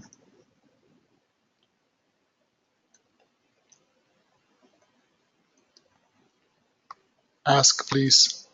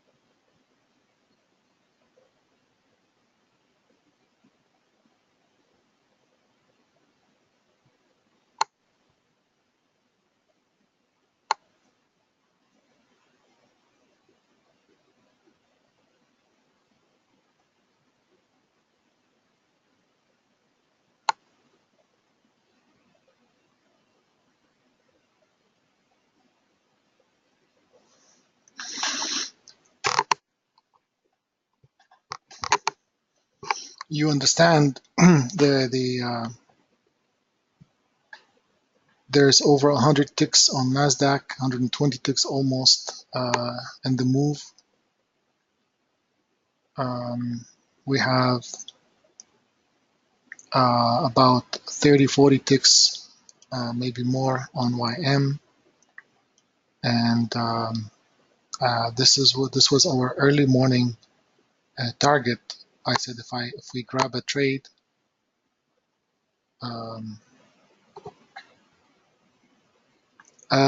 we have a rejection level, and we have also Daniel, we have also this sell indicator. So anywhere around it might reject it. But to me, that's only good for a scalp. If you're a scalper, you can go ahead and benefit from it, and that's what a lot of members do, a lot of students. But we had a couple of touches here. This one, I'm expecting it to break after maybe a retracement up. It will probably most likely break down to this. But it's good for a scalp, as you see. Touched it before, and we have a sell indicator.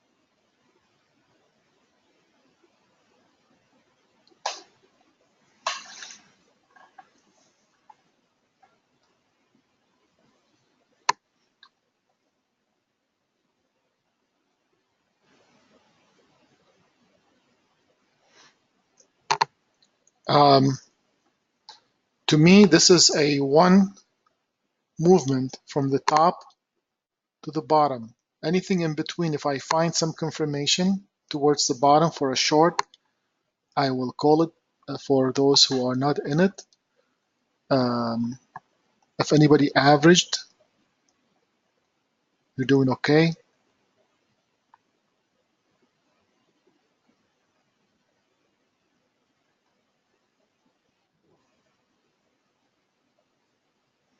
$63, I didn't see confirmation, but yet it's at 64, it bounced down.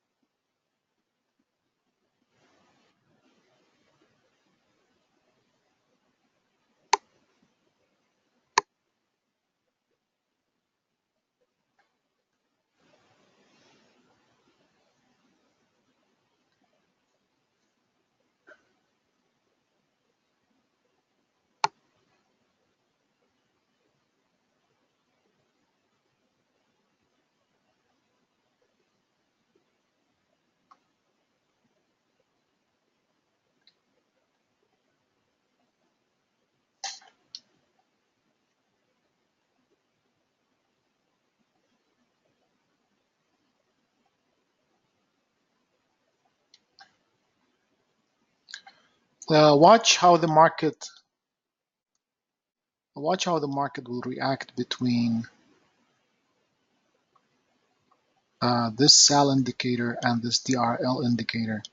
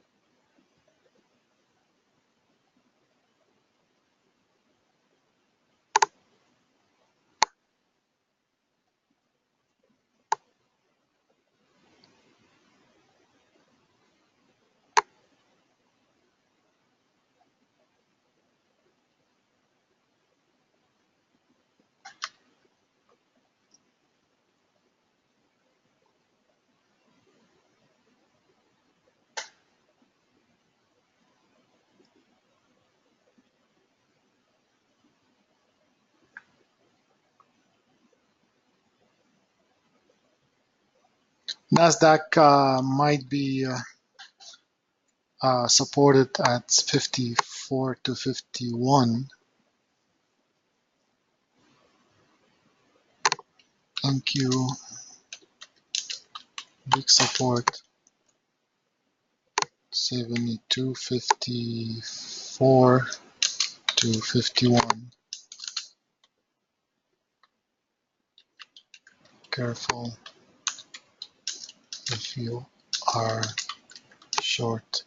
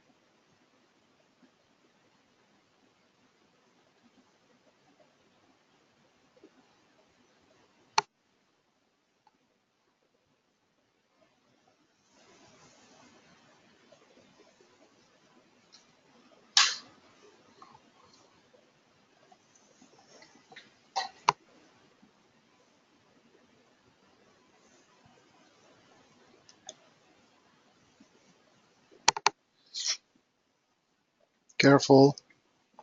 If you have more than a one contract runner for the short, you can take one out here in this area and leave a runner. It's going to still come back down. I see it coming back down to 16. So this area is very sensitive. I'm hoping for it to break nicely. You have to be very careful. If we go a bit lower, it's going to go much faster.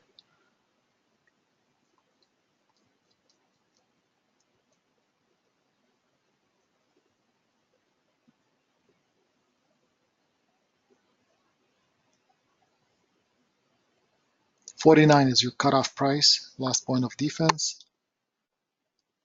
49 right here. So if it breaks it, it's going to come back down easily.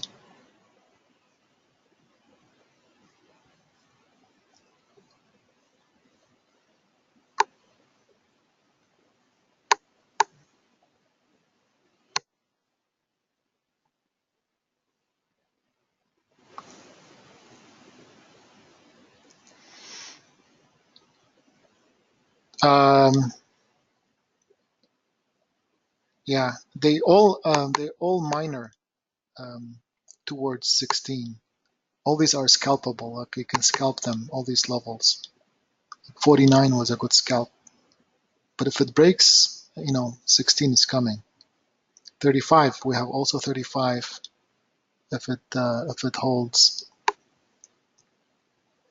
But all of these are just at this time. 49 was the last point of defense for me.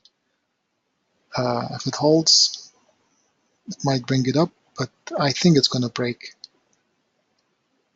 from where it is. I think it doesn't want to hold. I think it's going to come back down to this price, to 15 or 16.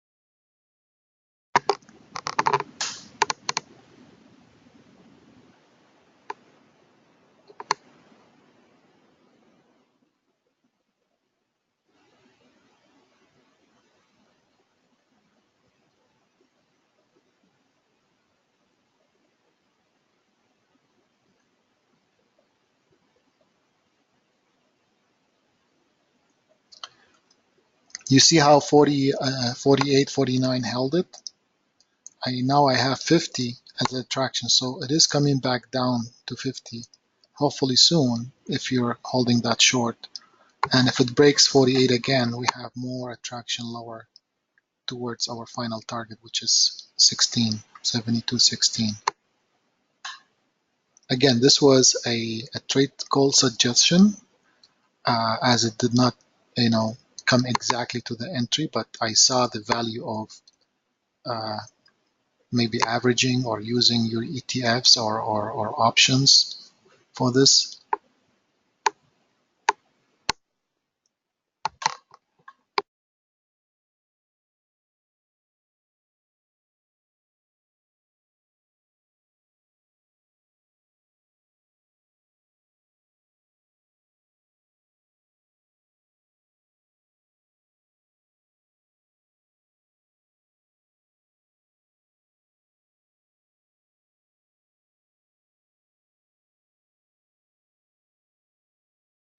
How's your audio now, Daryl?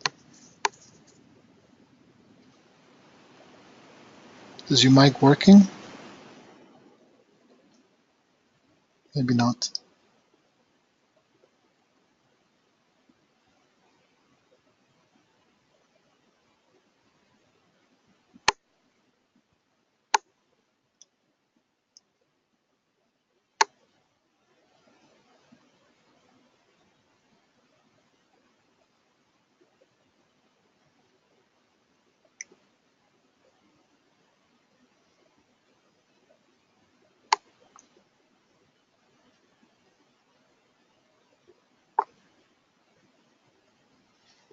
I see a 61 for a scalp between, yeah, 60 and 61 for a scalp short.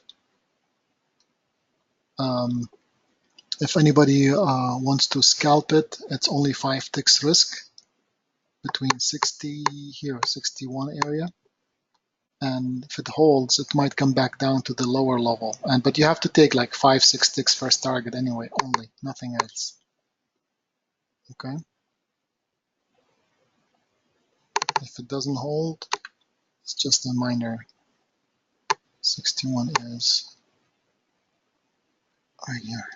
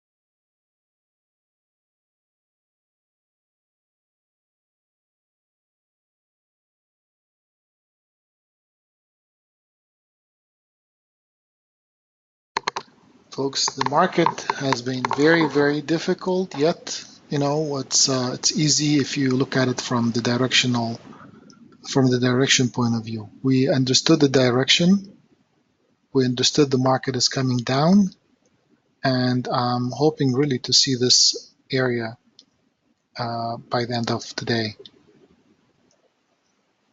Sometimes you have to just, you know, set it and forget it for a swing trade. Sometimes you have to scalp every level. It depends on the market's attitude.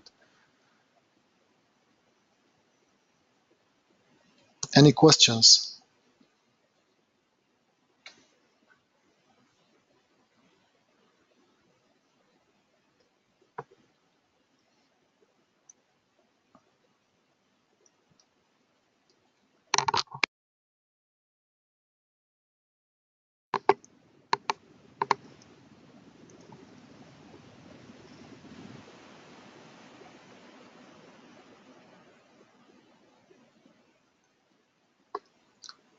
You see, there was a reason I said the market is coming back down to this attraction level. And there was a reason I mentioned 49 is going to be a very hesitant area, and watch for this box area. There was a reason for all of these. Yet I continued saying the market is coming down, and hopefully we will see it coming back down sooner than later. Okay? This is how you approach trading. You have to know, you have to see the direction. You cannot change your mind every second, every minute, just because the market is hesitating up and down. There's a lot of noise in this market, and it will just drive you nuts if you keep, you know, looking at these candlesticks going up or down, right?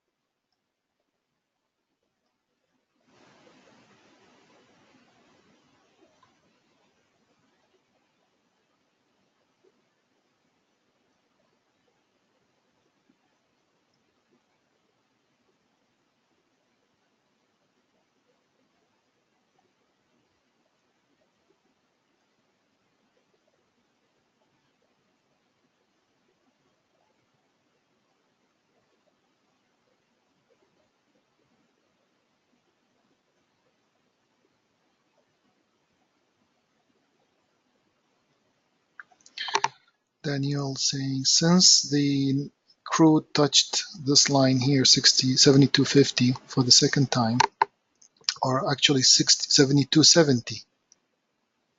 This line is at 72.70, and its continuation down. Yes, I expected this at 9 a.m. this morning, or before 9. Yeah, before 9 o'clock. Yes, anticipated that. Watch for a big support on crude around here, 72.20, 72.10 area. So let's say around here.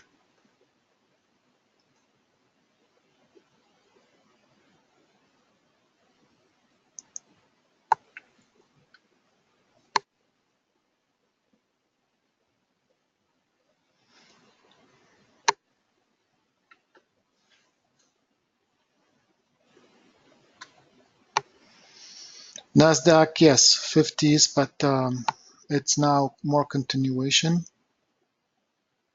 Nasdaq is coming back down to 16 area.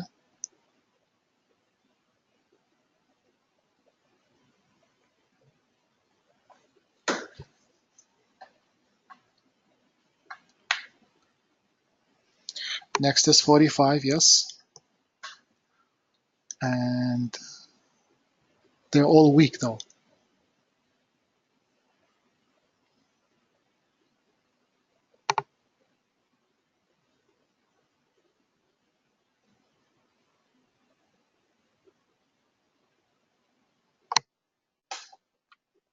Major one is between these two levels. So the major level on Nasdaq is basically here to get out. Anybody holding? between 20, around 20, 16 or 20, but 16 is my favorite. But it'll take a little bit of time for 20 because it might bounce from the top of the box and then come back down to the bottom of the box. Yes, sir.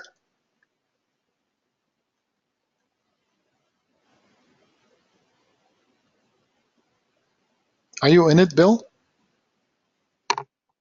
What was your entry? I suggested an average of 80 to 85, or even 90 if it goes to 90.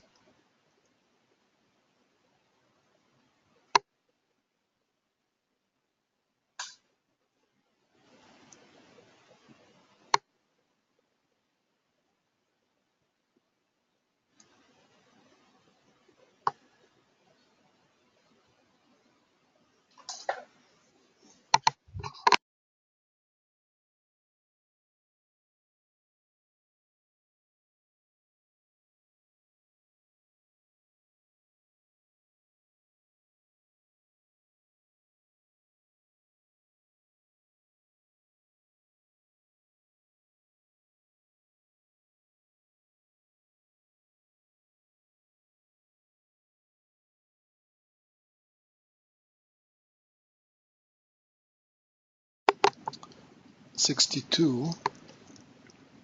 So you were up nicely.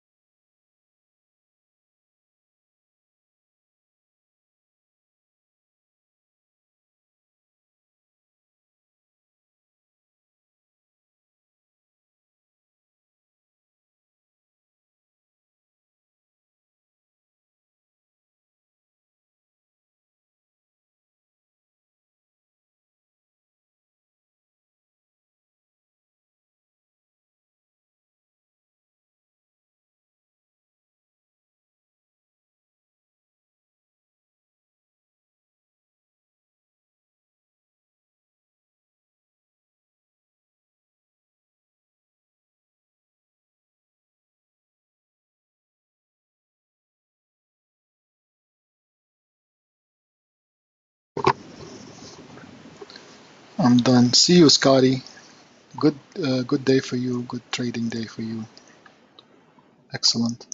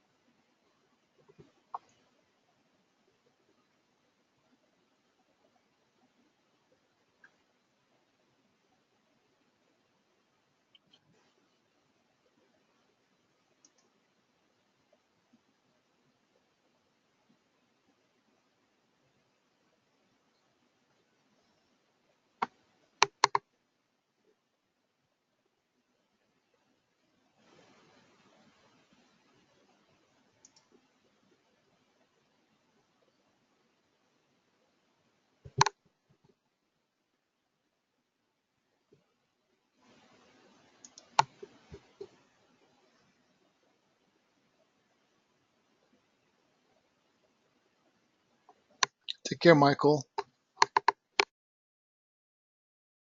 I don't think Daryl has his audio back, so maybe tomorrow.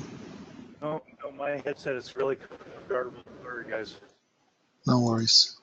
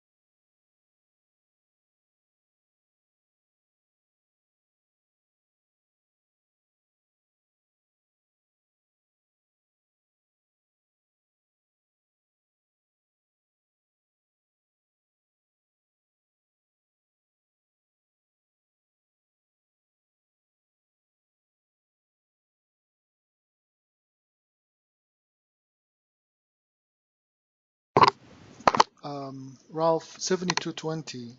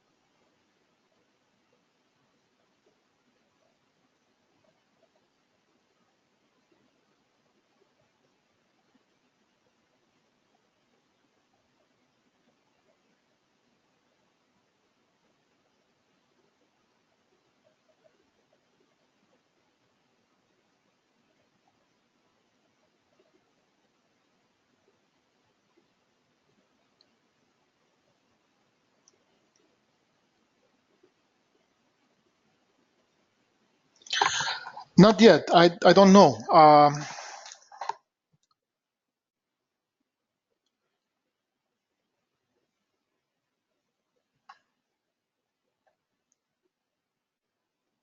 Let me take a look. I want to make sure that no. Actually, the safer is better lower, maybe around 72 area. So between 72.20 to 70, so or 72, sorry. So it has to get there and decides what's going to happen.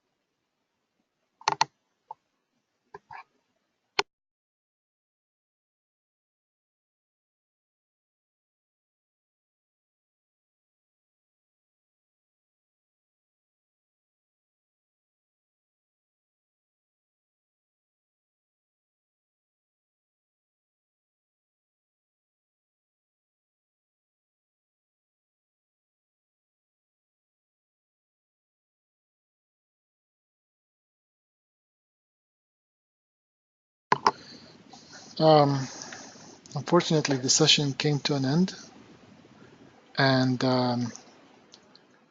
we're about to end the session. However, the Nasdaq, I'm still looking at 16. If there's anything that I need to advise the members before, like around 16, if I see some attractions and I see there is a reason to get out before 16 on Nasdaq and before 24,600 on YM, then I will put it on Slack for everybody. Thank you, everybody. Patrick, Ralph, Michael, Scotty, Bill, Daniel, Brad, John.